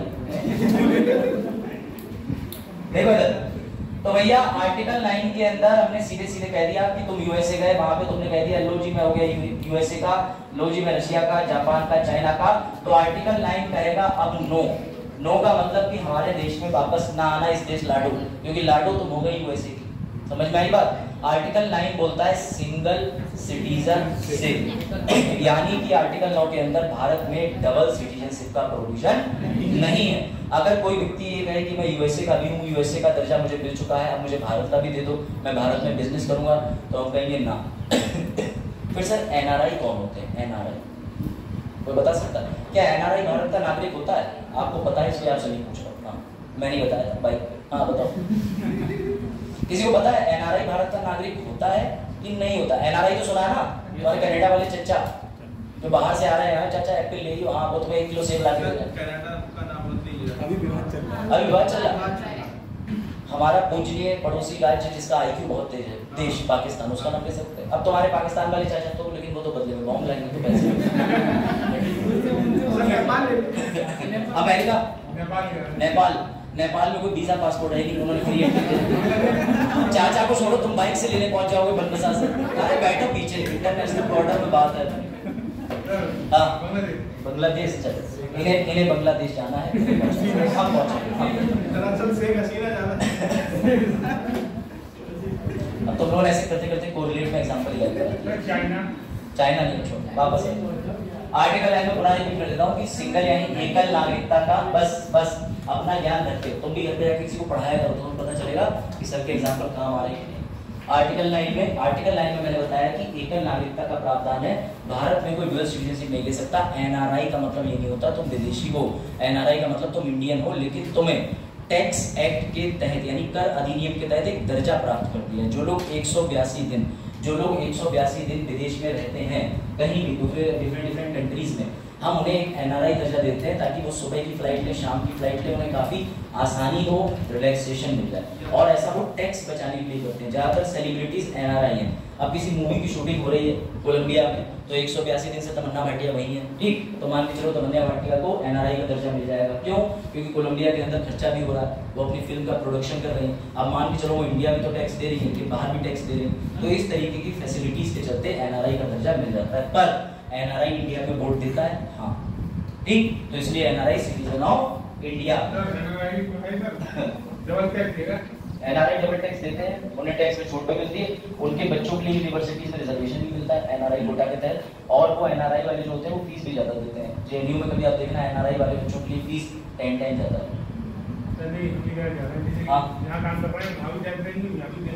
वो तो आपकी इच्छा है, आप टैक्स की चोरी कर लो, उसके बाद अपराधी बन जाओ।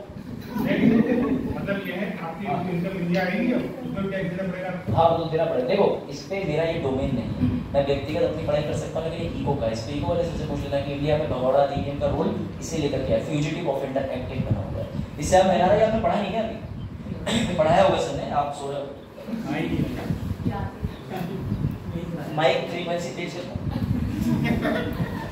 चलो आर्टिकल 10 मैंने तुम्हें एडवांस बुकिंग में समझा दिया। आर्टिकल 10 कहता है कि डीम्ड माना जाएगा जब तक तुम नागरिकता का त्याग नहीं करते। और लास्ट आर्टिकल में मैं तुम्हें पहले बता चुका हूं कि आर्टिकल 11 ने अब तुम्हारे हवाले बदल साथियों संसद को अधिकार दे दिया कि तुम लॉ बनाओ। लेकिन सर आपने जो इतनी पूरी स्टोरी बताई, मैं सवाल तुमसे पूछता हूँ कि सीमा हैदर इनमें से कौन से आर्टिकल में फिट करोगे? जो बुद्धिमान बच्चा होगा वही इसका सही आंसर दे पाएगा। Where you will fit Seema Header in the whole instrument? पानी है तो बस हाँ क्या हो जगह सीमा हैदर मौसम क्या चीज हाँ एक जवाब तो आया, वो अवैध से आई। कौन से आर्टिकल में वो फिट बैठेगी जरा बताओ। अगर तुमने इसका आंसर दे दिया तो आज मैं तुम लोगों को मान जाऊंगा कि हाँ तुम बड़े टीचर से पढ़े हो। सर वो तो अवैध प्रवासी है, अभी नहीं आएगा, अवैध प्रवासी है। मतलब दोबारा बोलो ठीक है। हाँ क्या?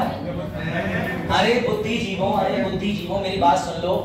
अभी बेचारी वो 24-25 साल की है, उस पर नागरिकता अधिनियम चलेगा। वो 26 जनवरी 1950 से पहले पैदा नहीं हुई है, तुरंत दिमाग लगा लेगा अवैध। मैंने तुम्हें इसलिए दिया, यूपीएससी तुम्हें घुमाएगा।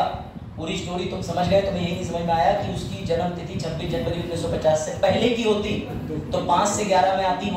वो कवर्ड होगी नागरिकता अधिनियम 1955। दिमाग खुला कि नहीं? अब एग्जाम्पल समझ गए? क्योंकि सीमा हैदर को देख के तुम्हारी आंखें तो खुल जाती, दिमाग बंद रहता है। सचिन किसान जी और 4 बच्चे कह रहे हैं हम तो पबजी खेल रहे थे, मम्मी बोली आओ सब्जी दिलवा। है ना? तुम लोगों ने न्यूज कम, सीमा हैदर की फोटो ज्यादा देखी। अभी किसी को नहीं पता होगा सीमा हैदर सूट में दिखी, साड़ी में दिखी। हाँ देख, मैंने पॉजिटिव बात नहीं, नहीं पता होगा। सभी पुरुष प्रधान बाकी हिंदी के बोल पड़े ना जी। चलो भाई अब आगे आ जाओ। क्या लवजिया तुम कह रहे हैं? अच्छा तो बोलो जरा, बोलो माइक में से बड़ा। वो जो तुमने उस सचिन से पहले का वर्ड बोला ना, उस महिला का इंटरव्यू मैंने भी देखा था, मुझे उसके वाक्य तो सही लगे। ऐसा लड़का होने के साथ लड़के समझ सकते। बोले हम 6-6 साल भर प्री नर्सरी से 12th तक यही कहते रहते हैं, अरे हमारे टिफिन में से 2 पराठे ही खा लो। बाहर पता चल रहा है सचिन ने 4 बच्चे सहित बीवी ही खाई। चलो आर्टिकल 5 से 11 लागू सिर्फ होगा जब तुम पैदा हुए हो 26 जनवरी 1950 से पहले। ठीक है? अब वापस जो लोग सो रहे थे उनके काम की बातें हो गई, उनके सारे कंसेप्ट लास्ट के 30 सेकंड में क्लियर हो गए होंगे। अब वापस आ जाओ। अब ध्यान रखना सर, हम पैदा हुए, हमारी मम्मी ने बताया अभी 1 जनवरी 2023 को, अभी तुरंत ही आ गए यही, आज हमारा नामकरण कर दो पहले दिन की क्लास है। तो भैया तुम पे लगेगा सिटीजनशिप एक्ट। सिटीजनशिप एक्ट 1955, जिसे बोलते हैं नागरिकता अधिनियम। नागरिकता अधिनियम 1955। यानी तुम इस डेट के बाद जब भी जन्म लोगे तो तुम्हारे लिए ये वाला जो 1955 का अधिनियम है ये बताएगा कि तुम नागरिक हो नहीं हो। सर ये एक्ट किसने बनाया? संसद ने। कैसे बनाया? आर्टिकल 11। आर्टिकल 11 ने प्रीलिम्स का क्वेश्चन की 3 स्टेप बन गई। Which of the following defines the citizenship संबंधित चीजें। आर्टिकल 11 संसद का देख लो, यही तुम्हें घुमा देंगे। वो नाम लिख देंगे दूसरी मिनिस्ट्री का, वो संसद के अलावा वहां लिख देंगे स्टेट गवर्नमेंट। आर्टिकल 12 का स्टेट। तो याद रखना कि अगर तुम्हें जरा सी भी कंफ्यूजन हो तो सीधी बात, आर्टिकल 12 में भी संसद आता है। संसद तो संसद ही है, लेकिन वो यहाँ पे ये भी लिख सकते हैं अगर उन्होंने धोखे से लिख दिया कि डिपार्टमेंट ऑफ सिटीजन। अब तुमने कभी पढ़ा ही नहीं है डिपार्टमेंट ऑफ सिटीजन, क्योंकि वो है ही नहीं। अब तुम क्या कहोगे, ये तो है ही ABC, ऐसा तो होगा ही होगा विभाग। यूपीएससी पागल थोड़ी है, उसने ये लिख दिया विभाग, बनाया होगा, बताया नहीं किसी को, मुझे पता है। मैंने अपनी जगह टेस्ट सीरीज लगाई। गृह मंत्रालय जो है वो किसके अधीन आता है? मिनिस्ट्री। कौन सी मिनिस्ट्री के अंदर? ये देखना सारी मिनिस्ट्री का। बिल्कुल आप सही कह रहे हैं। तो गृह मंत्रालय काम क्या करता है? पॉपुलेशन का सर्वे करता है, बहुत सारी चीजें करता है। तो इससे संबंधित जो भी चीजें हैं उसका आप लिस्ट गूगल करोगे, मैं तो आपको नोट्स में डाल के दे दूंगा, क्योंकि हमें एक एक चीज नहीं पढ़नी जो काम की वो। ठीक, आजाद पढ़े आगे। अब सिटीजनशिप एक्ट भी कोई बच्चा ऐसा है जो सिर्फ ब्रांडेड चीजें पसंद करता हो? कोई बच्चा ऐसा है जो सिर्फ ब्रांडेड चीजें पसंद करता हो? कैसे पता तुम्हें?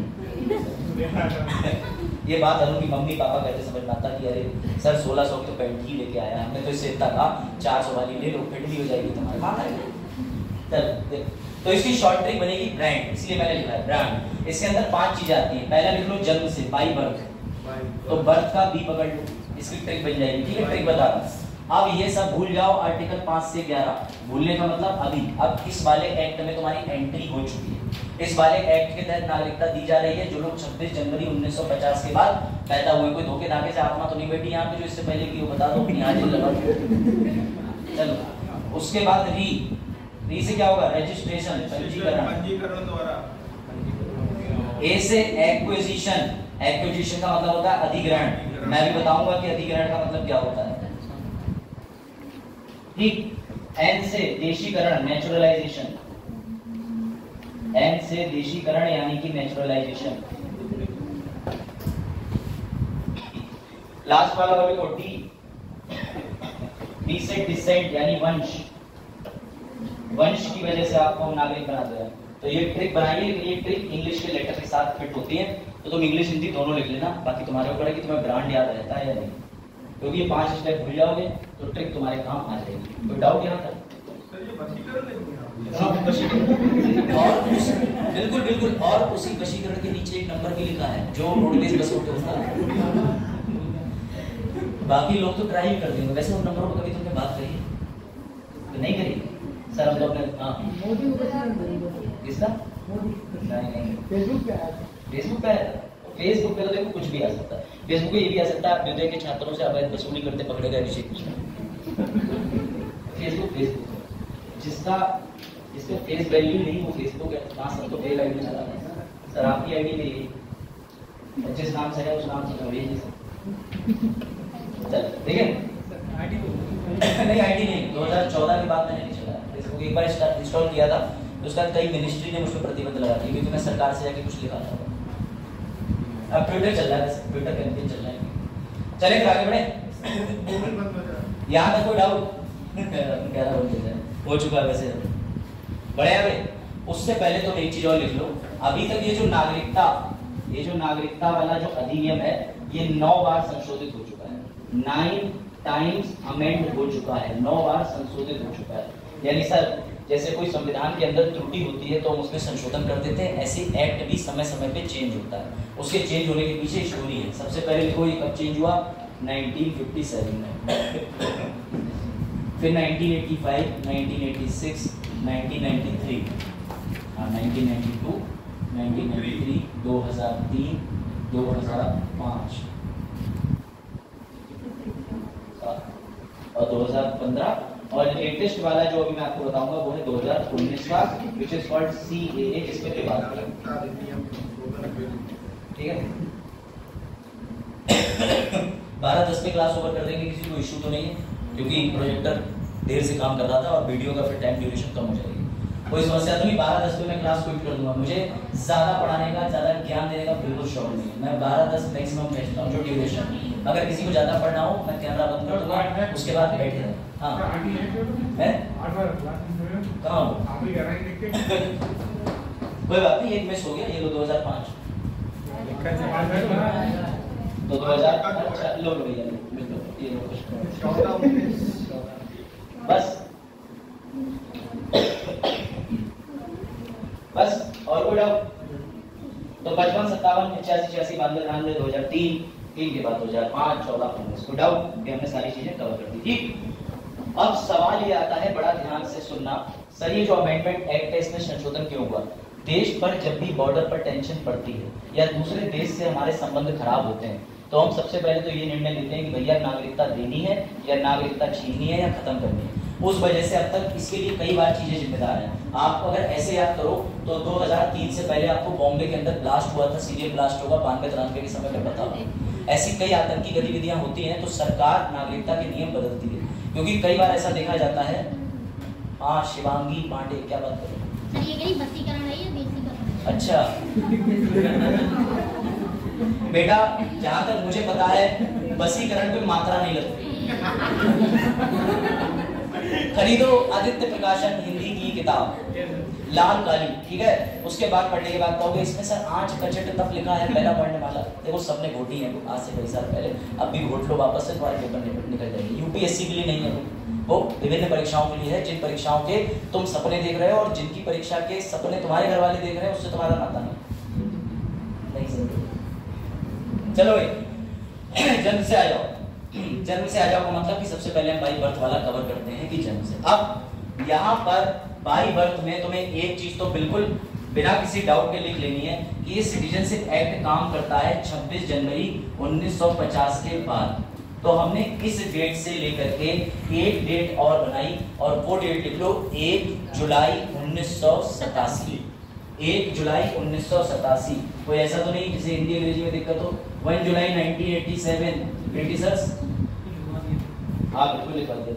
हम तो इससे कहीं आगे पहुंच गए थे लेकिन रिवीजन कराना पड़ रहा है। कुछ लोग पीछे छूट गए हैं, उन्हें पैसेंजर पकड़ ली थी। हम लोग स्पेशल राजधानी में थे, इसमें उनकी गलती नहीं है। ट्रेन पीछे जा रही है, इतिहास में ऐसा हो रहा है। अब उससे दोबारा रिपीट नहीं किया करूंगा मैं। जिसे आना है वो ये सोच के बताओ कि सरकारी टीचर सरकारी फैसिलिटी, यहाँ का एक टीचर अपने आप में एक्सपर्ट है, वो तुम्हें दिख रहा होगा। जोक्स में नहीं, पढ़ाई में। 1 जुलाई 1987 लिखा है, मैं बताऊंगा तो क्यों टेंशन में आ जाते? बजाज लिखा है, बताया नहीं, छोड़ दिया 5 नंबर पर पढ़ाओ भैया। सबको पता है तुम वाईफाई चलाने कहाँ जाते हो। मैं अलग से बता सकता हूँ वहाँ पे भी ये और मैं कॉमन वाईफाई शेयर करते हैं मेरे घर में बैठ के। सर हमें ये वाली सुविधा ना मिली, इस वजह से नहीं मिली। चलो 1 जुलाई 1987 की डेट कहाँ से आई? तो भैया 1986 में एक्ट बना, लागू हुआ 1 जुलाई 1987 को, ये डेट यहाँ से आई। इसलिए डेट को लेकर नर्वस मत होना, जो नई नई डेटें देखोगे वो ये जो संशोधन की तिथियां हैं इन्हीं सारी तिथियों में से उठाई गई। कोई डाउट? इधर कुछ क्लियर होगा? समझ आ रहा है? बहुत कंसेप्चुअल, बहुत ही अंडररेटेड टॉपिक है, इसमें एक एक चीज कंटेस्ट करते हैं बच्चे। 1 जुलाई समझ नहीं आ रहा, इसलिए मैं तुम्हारी थीम बना के चल रहा हूँ, ठीक है? और आज मुझे थोड़ा समय भी ज्यादा मिल जाएगा, वरना दूसरे वाले सर आ जाते हैं तो फिर उनके समय की वजह से मैं टाइम छोड़ देता हूँ। लेकिन आज टाइम मेरे पास है, बैठा दूँ तो 2 बजे। अरे नहीं सर, 2 बजे के बाहर धूप में वो खड़े खड़े क्या करेंगी? दूसरा इंतजार कर रहा हाँ, चरण का लॉ का फॉर्म भरवाया जाएगा। आप इस रहमत खास घर वाली तो बेटा इस वक्त छोड़ने आया। 26 जनवरी 1950 से जिसका जन्म 1 जुलाई 1987 के बीच में हुआ है, मुबारक हो, उसे हम नागरिक मान लेंगे जन्म से, लेकिन उसका जन्म भारत के अंदर होना चाहिए, ये बात याद रखो। सर भारत के अंदर मतलब अगर कोई यूएसए के अंदर भारत की एम्बेसी बनी है और एम्बेसी के अंदर ही किसी की डिलीवरी होगी तो मुबारक को, अगर इंडियन एम्बेसी है तो वो भी भारत का भूभाग है। सर जहाज, शिप, पानी वाला जा रहा है लेकर के, अब तो पानी में है बच्चा, आपने हवा में बताया था, तो सेम जहाँ का जहाज रजिस्टर्ड है अगर इंडिया का है तो इंडिया की नागरिकता। सर कंप्यूटर से अभी इतनी टेक्नोलॉजी नहीं आई, समझ गए? तो फिर आगे आ जाओ वापस। बाई बर्थ में मैंने तुम्हें बताया कि 26 जनवरी 1950 के बाद 1 जुलाई 1987 तक जो भी बालक पैदा हो रहे हैं भैया वो ऑटोमेटिकली इंडिया में अगर जन्मे हैं तो नागरिकता पा जाएंगे। लेकिन इसके बाद एक समस्या और है कि जो भी बच्चे का जन्म 1 जुलाई 1987 के बाद होगा उसके लिए इन्होंने एक कंडीशन बना दी है। वो कंडीशन ये है कि उसके मम्मी या पापा में से कोई एक भारतीय नागरिक होना अनिवार्य है। यानी 1987 से पहले तुम्हारे मम्मी पापा भारत के नहीं भी हैं, तुम इंडिया में जन्मे हो, मुबारक हो, तुम इंडियन। लेकिन 1987 में देखा गया कि बहुत से पाकिस्तान वाले भले लोग इंडिया में आ रहे हैं, भलाई छोड़ के चले जा रहे हैं, भलाई समझ। इंडिया में आए, उन्होंने उनसे कहा रुखसाना हम तुमसे शादी करेगा, तुमको लेके जाएगा। रुखसाना इसी उम्मीद में शिशुओं को जन्म देती रह गई, शिशु और वो वहीं रह गए। अब जिस बच्चे ने जन्म लिया, ध्यान से समझना, इंसर्जेंसी मैं समझा रहा हूँ। उसके बाद जो बच्चा है जब वो 18 साल का हो जाता है तो पापा का एक दिन फोन आता है कि बेटा मकसद मत भूलना। अब ऐसा होता है, देखा जाता है कि देशभक्ति के समय पिता भक्ति कभी कभी हावी हो जाती है, तो बच्चा पहले थोड़ी देर रोता है, बाद में उसे कहानी सुनाई जाती है तुम्हारे पापा इंडियन स्पेस में साइंटिस्ट की नौकरी करते थे, वो तो उस दिन दाल सीटी ज़्यादा लग गई, दाल ज़्यादा पक गई, इस वजह से एलियन मिसाइल जो है वो लॉन्च हो गई, इन्हें दूसरा देश जाना पड़ा। मतलब ऐसी स्टोरी बताई जाती है कि बहुत बारी ये एजेंट थे पाकिस्तान के अंदर और इन्हें देश से निकाल दिया गया। अब इसमें तुम समस्या समझो, उसने इंडिया की किसी लड़की से शादी करी, इंडिया में बच्चे ने जन्म लिया, उसे नागरिकता मिल गई। अब वो अपने बच्चे को उसी यूनिवर्सिटी में पढ़ाएगा, उसे डॉक्टर बनाएगा, उसे इंटेलिजेंस आर्मी में भर्ती कराएगा, फिर एक दिन फोन करके कहेगा मकसद मत भूलना मैं तुम्हारा अब्बा। अब साहब दिक्कत क्या होगी कि बच्चा जो है वो अपने पापा या अब्बा की बात मानेगा और इंडिया के लिए नुकसानदायक हो जाएगा। यही समस्या आ रही थी, तो इन्होंने इस लॉ को बदला। 26 जनवरी 1950 से 87 के बीच में तुम्हारा जन्म हो गया, काम हो गया ना। इन्होंने कहा तभी होगा जब तुम्हारे मम्मी या पापा में से कोई एक भारतीय होगा। लेकिन इस परिस्थिति को भी कंट्रोल नहीं कर पाए और ये परिस्थिति इनके लिए और ज्यादा दुखदायी बन गई, इसलिए इन्हें एक और डेट लानी पड़ी, 31 दिसंबर 2004। यानी पहली चीज 26 जनवरी से 1 जुलाई तुम भारत के भूभाग पे जन्म ले लो, भारतीय हो गए। 1987 से 2004 के बीच में जन्मे मम्मी या पापा में से कोई एक भारतीय होना चाहिए। लेकिन अगर आपका जन्म 2004 के बाद हुआ है, 2004 के बाद आपका जन्म भारतीय सीमा में हुआ है, तो क्लियर कट इंस्ट्रक्शन है कि मम्मी या पापा में से कोई एक भारतीय तो चलेगा, लेकिन कोई तार उठा के ना आया हो, बॉर्डर पार करके ना आया हो, इलीगल तरीके से। अब पहली स्थिति आती है सीमा हैदर की केस स्टेटमेंट, ठीक है? अब इसमें कंडीशन फिर समझो तो तुम भी समझो। सीमा हैदर ना तो भारत में 26 जनवरी 1950 से पहले जन्मी ना बाद में जन्मी, उसका सीधा जिस डेट में जन्म हो रहा है वो पाकिस्तान बन चुका था, वो उसी बीच में पैदा हुई। पहली बात तो इंडिया के अंदर वो 26 जनवरी 50 से 1 जुलाई 1987 की नागरिकता क्लेम नहीं कर सकती, बिल्कुल नहीं कर सकती जो जन्म से। 1 जुलाई 1987 के बाद वो ये कह दे कि 2004 के बीच वाली दे दो, तो उसके मम्मी या पापा में से कोई एक नागरिक नहीं। ठीक, तीसरी सबसे बड़ी कंडीशन 2004 के बाद हमने कहा कि मम्मी या पापा में से कोई एक इंडियन तो हो, लेकिन दोनों में से कोई भी अवैध तरीके से बॉर्डर पार करके ना आया हो। अब सीमा हैदर से एक स्टेप आगे चले जाओ। सीमा हैदर का अगर बच्चा हो जाए सचिन के साथ, वो जो 4 बाई प्रोडक्ट लेके आई उन्हें तो भूल जाओ, ठीक, एक प्रोडक्ट और आ जाए, सचिन प्रजाति, सीमा प्रजाति इज इक्वल टू पबजी प्रजाति, नहीं। अगर एक और पबजी प्रजाति का जन्म हो जाए, ठीक है, पबजी तो बैन हो चुका है, उसकी जगह दूसरा चलता है, गेम का नाम ट्रिपल सी बैन चीजों का नाम ले लेना। हाँ, तो अब सचिन के साथ सीमा हैदर के एक अगर बेटा या बेटी हो जाए तो क्या वो इंडिया का नागरिक बनेगा? नहीं। कंडीशन फिट करो, सीमा हैदर अवैध रूप से आई है, कंडीशन तो आपको लग रही है कि मम्मी या पापा में से सचिन भारतीय है, तो बच्चे का जन्म भी 2004 के बाद हो रहा है, 2023 में इंडिया के अंदर। पर एक समस्या ये है कि सीमा हैदर तार पार करके आई है बिना वीजा लगाए, और सीमा हैदर सुनो कैसे आई, पाकिस्तान, सऊदी, नेपाल। यहाँ मैं दूसरी गली में जाके तीसरी गली नहीं ढूंढ पाता हूँ, ऐसे करता हूँ। वो बिल्कुल अनपढ़ है, तो वो चली आई है 3 अंतरराष्ट्रीय सीमा पार करके, सीमा ही पार कर रही। अच्छा, वो तो चली आई, मुझे तो नहीं समझ आ रहा है, तुम तो कहीं सुरंग में घुस गई होगी, तुमने बच्चे का रोना खाना पीना कैसे मैनेज करा होगा? बच्चा तो ये कह रहा होगा मम्मी भूख लगी, टीक मारे, चुप, सचिन पापा पर चल। और फिर बच्चे जब पहुंचे होंगे तुमने बताया क्या होगा?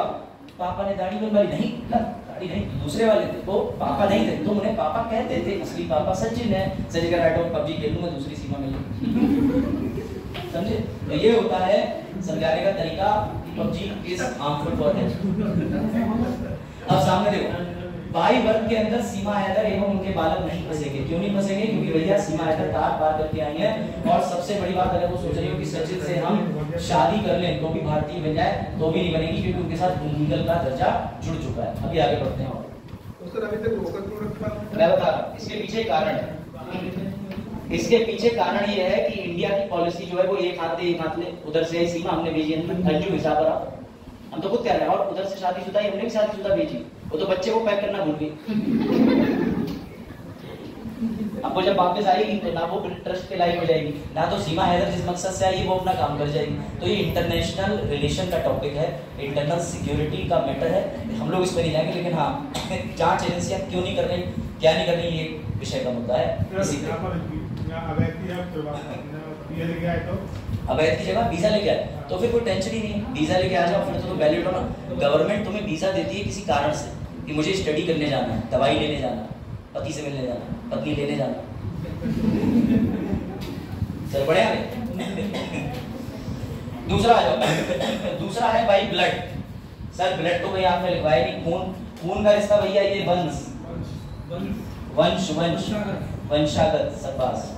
इस डिसेंट का मतलब ये होता है कि कोई भी ऐसा व्यक्ति, इसमें फिर से एक नई डेट आ गई, और वो डेट इसलिए आ रही है, बता ये देखो 1992 में दूसरा संशोधन करा, तो इसकी तिथि थी 10 दिसंबर 1992। तुम में से किसी ने पासपोर्ट बनवाया और किसी का जन्म 1992 का है, तो जब 1992 में आप जन्मे हो और पासपोर्ट बनवाने जाओ तो आपका वो नहीं लगता है, बर्थ सर्टिफिकेट, जन्म वाला, पहले नहीं लगता था, 1992 के बाद वालों का लगता है। तो मैं कंडीशन बता रहा हूँ। फिलहाल इसमें ये डेट दी थी कि हम तुम्हें बाई ब्लड नागरिकता देंगे, लेकिन तुम 26 जनवरी 1950 के बाद ये प्रूफ कर दो ऑफिस में जाके कागज देके कि मेरे पापा, मम्मी, दादा, दादी कोई भारतीय थे। तो यानी कि तुम्हारे अंदर जो ब्लड फ्लो कर रहा है वो इंडियन ब्लड है, तो फिर हम तुम्हें नागरिकता दे देंगे डिसेंट के हिसाब से। कोई दिक्कत, कोई समस्या? इस डेट को सर क्यों डाला? क्योंकि इस डेट को नागरिकता के अंदर 1, 2, 3, 4 चौथा संशोधन हुआ था, एक नया एक्ट बना था, सिटीजनशिप एक्ट ऑफ 1992, जो लागू कब से हुआ था? ये लिखिए डेट, बोलो 10 दिसंबर 1992। लेकिन इसमें एक कंडीशन, वो कंडीशन ये है कि बाकी सब में हम कह रहे हैं मम्मी और पापा, दादा या दादी, मम्मी या पापा, दादा या दादी। इसमें कंडीशन स्पष्ट है कि तुम्हारे पापा जो है वो इंडियन ही होने चाहिए, दादा जो है वो इंडियन ही होने चाहिए, नाना जो है वो इंडियन ही होने चाहिए। उसके पीछे कारण से मैंने अभी कोई पाकिस्तानी इंसर्जेंसी बताई ना, उधर से वो आ रहे हैं, उसके बाद वो कह रहे हैं मैं बहुत बड़ी साइंटिस्ट, IITN, PITN, इधर IIT तो PIT, मैं PITN। तो भैया उन्होंने शादी करी, बच्चा छोड़ गए, बाद में एक दिन फोन कर रहा है। तो ये सब रोकने के लिए हमने सीधे कंडीशन बनाई कि तुम्हारे पापा जो है वो इंडियन होना कंपल्सरी। कोई डाउट? यानी वंश वाले में सिर्फ एक अपवाद है कि सिर्फ फादर यानी सिर्फ मेल तरीके से हमें रखता है। अब फीमेल काबू ना हो कि क्यों सर महिला को नहीं हो सकती, हाँ महिला की देश की सुरक्षा की बात है। महिलाएं बहुत नामात्री आतंकवादी होती हैं जो दूसरे देश में जाके ऐसा कुछ करें, और उधर से पुरुष ही आते हैं क्योंकि वो मकसद नहीं होते। आइए सुनना सर, मकसद याद है। और यहाँ इंस्टाग्राम चल रहा है, थोड़ी देर पहले क्या बात हुई सब भूल गए। चल अस्मिति समझता है। आ जाओ वापस पहले आसान वाले कवर कर लेते हैं। आसान ये रहा। ब्रेक तो नहीं चाहिए, ब्रेक तो नहीं चाहिए, ब्रेक तो नहीं चाहिए आपसे, और तो नहीं हो रहा बता रहा। चलो हाँ पानी पीऊंगा, मैं पीऊंगा। इस स्पीकर के बावजूद भी गले पर प्रभाव तो पड़ता ही है, लेकिन ये स्पीकर ठीक रहा ना, तुम लोग को आवाज आ रही है। ये निजी संपत्ति मैंने अपने पास रखी है, यही करना है। इतना सारा पैसा खर्च करके क्या करें, पैसा बकरियां खा रही लेकिन बकरियां 500 वाले खा रही है, ध्यान रखना। 500 2000 वाले भी खाएंगे। अगला आ गया अधिग्रहण। ये सबसे इंटरेस्टिंग है। जिन लोगों को कोई डेट याद नहीं रखनी, जिन्हें कुछ नहीं याद रखना, वो एक्विजिशन को विस्तार पूर्वक समझ लें। इसका मतलब ये होता है सर, चीन ने, अब मामला बड़ा विवादित हो सकता है, ध्यान से सुनना सर। किसी दिन हमने चीन पे किसी देश ने अटैक कर दिया और चीन को अपने अधिग्रहण कर लिया, तो चीन के नागरिकों का क्या होगा? तो उनके नागरिकों के लिए संसद तुरंत ही अधिनियम बनाएगी और चाहे तो उनको उस देश का नागरिक बना लेगी। सर प्रूफ करो। गोवा और तुम्हारा पुडुचेरी, जब तुमने पुर्तगाली से 1961 के आसपास लिया, तो जितने भी लोग थे पहले वो सीधे पोर्टुगल सरकार के हाथों में थे, वो नागरिक बोले जाते थे पुर्तगाली देश के, ठीक।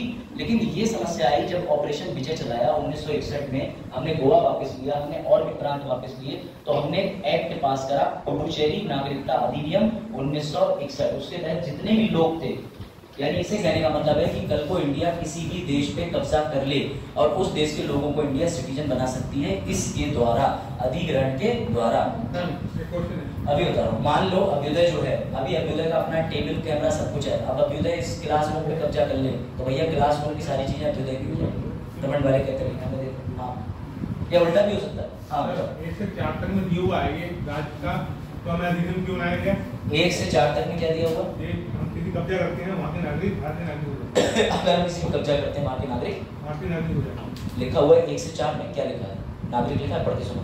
नहीं तो मतलब ये निकलता है भूमि अधिग्रहण, उसमें ये लिखा है कि हम किसी सीमा को अपने में जोड़ते हैं। वहाँ सिटीजनशिप की बात नहीं है, नागरिकता सिर्फ 5 से 11 में था, और वो भी ओवर रूल हो जाएगा अगर लिखा है। कैसे? आर्टिकल 11 ये प्रावधान कर गया ना कि 26 जनवरी के बाद तुम बताओगे। अब तुम 1961 में अधिग्रहण कर रहे हो, तुम 26 जनवरी 1950 में अधिग्रहण कर लेते तो कोई बात नहीं। राष्ट्रपति सुप्रीम कोर्ट के संविधान की व्याख्या करवाएगा। राष्ट्रपति सुप्रीम कोर्ट से संविधान की व्याख्या कराएगा, तुमने तो यही बात। 1 से 4 तक में नहीं, अभी आप टॉपिक में कुछ अलग ही सरकार किसी अधिग्रहण करते हैं कोई चीज, ठीक है। अभी यूज हुआ था ना, हमने कुछ अधिग्रहण किया, ऑटोमेटिक नागरिक भारतीय नागरिक बन जाएंगे। हाँ, और मजा आ गया, मेरा भी टाइम पास हो रहा है।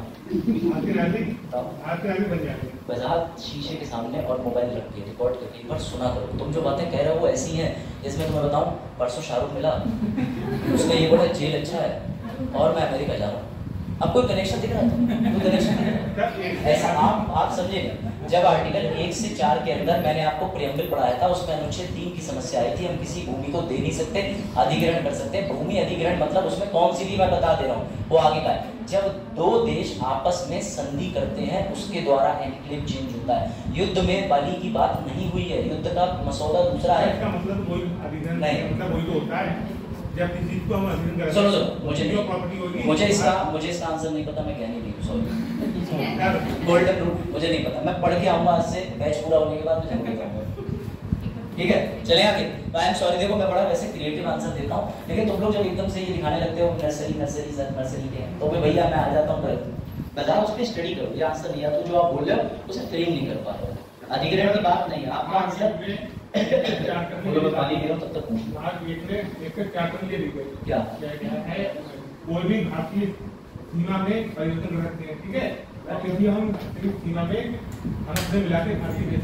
आप सुनो इनके सवाल का जवाब, बहुत अच्छा जवाब। भारतीय क्षेत्र में जाते हैं, ठीक है, फिर तो वहाँ के नागरिक भारतीय नागरिक हो जाएंगे। नागरिक दिखाओ, लिखा हुआ 1 से 4 में। अगर आपने प्रूफ कर दिया, दिखा दिया, तो मैं राष्ट्रपति के द्वारा कोई ऐसा केस बताइए जिसमें राष्ट्रपति ने सुप्रीम कोर्ट में ऐसी व्याख्या करने को कहा हो कि नागरिकता 1 से 4 के अंदर कोई ऐसा कैसा हम पूछने जा रहे हैं कि अधिनियम क्यों निकाला गया? अधिनियम इसलिए निकाला क्योंकि यूपीएससी ने इसको क्वेश्चन ही मत खेलो, बहुत पुराना खिलाड़ी हूं। चलो तुम सामने देखो, जरूरत नहीं पड़ी। वजाहत क्लास के अंदर वो चीजें पढ़ो जो काम की है। अमर खबर दैनिक प्रदेश में मिल जाओ। चलो वापस आ जाओ। बस आप पिछले साल से ऐसा करते आ रहे हैं तो मुझे आदत है इनकी मीठे प्रश्न। चलो देखो तुम, उम्मीद है इस साल कर दे जाएगी। चलो देखो अधिग्रहण एक्विजिशन, मैं फिर से रिपीट कर दे रहा हूँ, बस आप सुन लो फिर आप डाउट में आ जाओगे, फिर पूछोगे देशीकरण क्या है। देखो एक्विजिशन का मतलब ये है भारत किसी दूसरे देश पर दूसरे राज्य पे अपने यहाँ के अंदर वाले राज्यों को काटेगा, नागरिकता नहीं बदलेगा। जैसे झारखंड बना छत्तीसगढ़ से, ठीक है, झारखंड बना बिहार से, और एमपी से छत्तीसगढ़ बना उत्तराखंड, उत्तराखंड को भी काट के निकाला गया। पहले नैनीताल उत्तर प्रदेश में आता था, पता ना सभी को। तो जब इस तरीके से डिवाइड करने की बात आई तो यहाँ सिटीजनशिप का कोई रोल नहीं। अब तुमने श्रीलंका या किसी भी देश पे अगर आज की डेट में वॉर लड़ा, कब्जा कर लिया, तब जाकर के उनके देशों की जो सीमा है, क्षेत्र, वो तो तुम्हारा हो ही गया, लेकिन उनके नागरिकों को तुम मौलिक अधिकार कैसे दोगे? अगर तुमने बाय डिफॉल्ट बना दिया, हमने 12 से लेकर 35 तक सभी आर्टिकल पढ़े, कहीं किसी आर्टिकल में ये लाइन आई, कहीं भी ये लाइन लिखी हो कि आप मौलिक अधिकार किसी देश के नागरिक को दे दोगे जो भूमि अधिग्रहण करके आप लेके आओगे। हमें मौलिक अधिकार उसे प्रदान करने हैं, तो कैसे करेंगे? उसके लिए सरकार को एक एक्ट बनाना पड़ता है। इसलिए आर्टिकल 11 में बजाज संसद के पास शक्ति भी है। संसद तुरंत आर्टिकल 11 में इस चीज की अधिसूचना जारी करेगी कि आर्टिकल 1 से 4 में हमने सीमा का विस्तार कर लिया है, दूसरे देश पे कब्जा कर लिया है, लेकिन इस एक्ट के तहत नागरिकता देंगे। वरना सवाल ये है, आप उन्हें नागरिकता दे रहे हो आज की डेट से, उनमें से आप डिसाइड कैसे करोगे? किसी व्यक्ति ने आधार कार्ड आज बनवाया, उसने डेट डलवा दी 10 साल पहले की बैक डेट में, अब तो वो राइट मांगेगा जो उस देश के अधिग्रहण करने से पहले थे। तब आप बताओ, वो कहेगा मुझे वोट का राइट भी दो, मुझे 10 साल पुरानी भी राइट भी दो, मुझे टैक्स में सब्सिडी भी दो, तब कैसे निपटोगे? इसके लिए नया एक्ट बनाना पड़ता है। लेकिन जब हम आर्टिकल 1 से 4 यूनियन टेरिटरी पढ़ेंगे तब मैं ये बताता, आप बिल्कुल कंफ्यूज ना हो और सिलेबस के सारे क्वेश्चन का अध्ययन करें। तो डाउट क्लियर हुआ? थोड़ा मजाक कर रहे हैं, चलो वहां आज नहीं तो भैया बेरीवाली केस में एनक्लेव चेंज हुए थे, लोगों को उनकी जगह पर वापस भेज दिया था, जो नया प्लान बदला था। तो मैं काम कर, मैं पीछे आसान कर दूं। एक्स्ट्रा वाले 10 मिनट एक्स्ट्रा वाले 10 मिनट तुम्हारे खराब नहीं होंगे तो तुम्हारी डाउट ही है। तुम कल जो बात कह रहे हो वो मुझे लिखित में A4 पन्ने पे लाके देना, मैं उसे घर जाके पढ़ूंगा और वो करूंगा, आउट ऑफ द बॉक्स नहीं, आत्मचिंतन करूंगा उसका, जैसे टेलीपैथी, मार्स से संपर्क करूंगा, फिर काम से कहने का तात्पर्य ये है कि आर्टिकल 4 के तहत दोनों का संग्रह किया गया, ठीक है, तो वो क्षेत्र आगे में आएगा। अगर देखो मैं यही बात आपसे बता रहा हूँ, मैंने फिर से बता दी, पूरा रो आगे का नहीं समझा, फिर से समझो। अगर हमने किसी क्षेत्र पे अधिग्रहण करा है तो जो जितने भी लोग हैं हमें उनकी नागरिकता के लिए अलग एक्ट पास करना पड़ेगा, एक अलग विधि बनाएंगे। लिख लो, विधि का नाम मैं बता दे रहा हूँ, वो है पोर्टुगीज नागरिकता अधिनियम 1961। उसमें साफ साफ लिखा है कि आर्टिकल 1 से 4 के अधिग्रहण करने के बावजूद भी हमें नागरिकों के लिए अलग से नियम बनाने पड़ेंगे, वरना अगर वो नागरिक हो गए तो अगले दिन उनकी बिटिया दिखेगी तो मैं आर्टिकल 29-30 में एडमिशन लेते हुए 16 में दिखेंगे, तो पहले बनाने से पहले एक्ट पारित करना पड़ेगा। समझ गए प्रिंसिपल? यही मैं तब से कह रहा हूँ, बता दो भाई बात समझ में, तुम घूमो मत, परेशान ना हो, आंसर मत देखो, वरना वाईफाई का पासवर्ड का बदल करेंगे। क्या हुआ? क्या हुआ? पानी खत्म होने के बाद कहां से ला रहे पानी? सवाल ये, दूसरों की बोतल देके। चलो भाई वापस आओ, देशीकरण और कोई डाउट पूछ लो आगे से, क्योंकि 3-4-5 मिनट और बचे हैं, ये दोनों और कवर कर लो, ठीक? बता, तो कोई डाउट नहीं है तो पूरा हो जाए, उसके बाद अपने लोग चलेंगे बाइक से आराम से, आराम से पूछ लो, ठीक? चलो भैया देशीकरण पे आ जाओ, नेचुरलाइजेशन पे आ जाओ। देशीकरण का अर्थ ये होता है कि कोई भी ऐसा व्यक्ति जो यूएसए के अंदर बैठा हुआ है, ना तो उसे बाय ब्लड खून से, ना तो उसे तुम नागरिकता दे रहे हो वंश से, लेकिन मेरा सवाल ये है कि तुम उसे कैसे सिटीजन बनाओगे। इसका एग्जांपल ले लेते हैं, मान के चलो सुरभि का।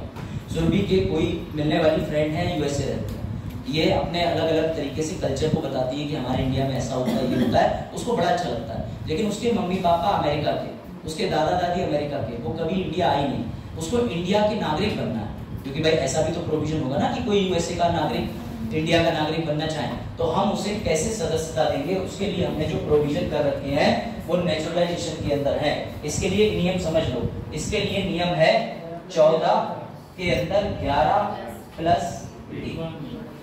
मान के चलो इनकी यूएसए वाली जो मित्र है उन्हें भारत के अंदर नागरिकता चाहिए, तो उससे पहले उन्हें वीजा लगा के वैध तरीके से भारत आना पड़ेगा, और कम से कम 14 साल के अंदर 14 साल के अंदर 11 साल भारत में बिताने होंगे। सर 14 साल का मतलब वो नानी घर भी जाएगा 6 महीने, 6 महीने अपने काम से जाएगा, 6 महीने पढ़ाई करने जाएगा, जो भी करने जाए, लेकिन उसे 14 साल के टोटल टाइम पीरियड में से इतने % मार्क्स लाने हैं, 11 साल।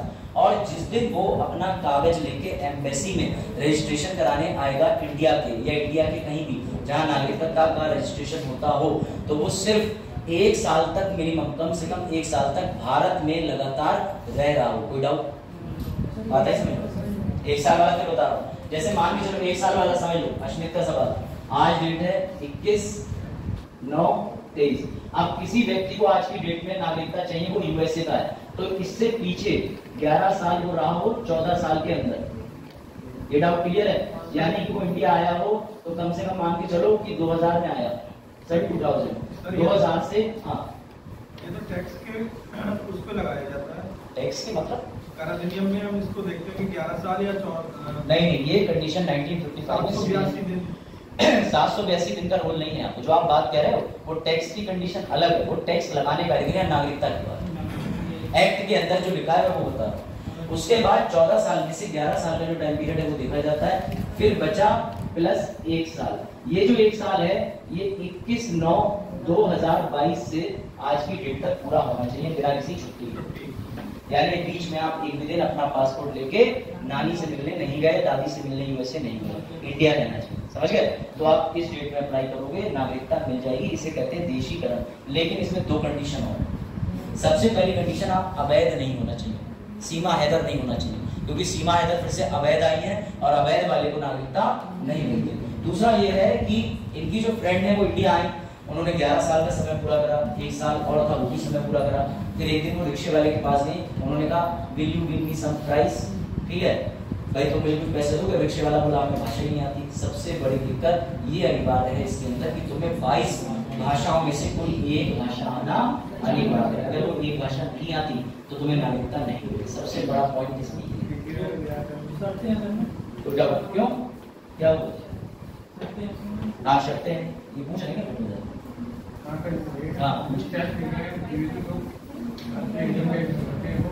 टेस्ट हाँ दोबारा पूछो, दोबारा। हाँ टैक्स देखो, टैक्स के लिए ये मेरा टॉपिक नहीं, इकोनॉमिक्स का। I M C tax economic में पढ़ो। टैक्स जीएसटी इनडायरेक्ट टैक्स है, कैसे है, क्यों है, 1 जुलाई 2017 को क्यों आया था, कौन से आइटम आया था, मैं इतना नहीं बताऊंगा, इको वाले से पूछो। हाँ सिर्फ 1 मिनट और लूंगा, ये वाला सुनो, इस वाले लास्ट वाला काम है पंजीकरण। इसमें अगर कोई वैलिड तरीके से वीजा लगा के आ जाता है तो उसे इंडिया में 7 साल बिताने हैं, अगर वो किसी की हस्बैंड या वाइफ बन के आया है। मान के चलो कि कोई व्यक्ति है, वो इंडिया का है, उसने यूएसए में जाके शादी कर ली, तो जो उसकी वाइफ है उसके साथ आ जाएगी और इंडिया में रहेगी 7 साल, फिर वो अप्लाई कर देगी, लेकिन वीजा लगा के। सीमा हैदर इनमें से किसी कंडीशन में फिट नहीं बैठते क्योंकि इन सब में इलीगल अवैध पर रोक लगेगी। अब आज रह गया है तुम्हारा सिटीजनशिप अमेंडमेंट एक्ट 2019 की सीए और एनआरसी का मुद्दा क्या है, बंद कर दीजिए वीडियो, उस पर चर्चा करेंगे अपने अगले लेक्चर में। ठीक, कोई डाउट?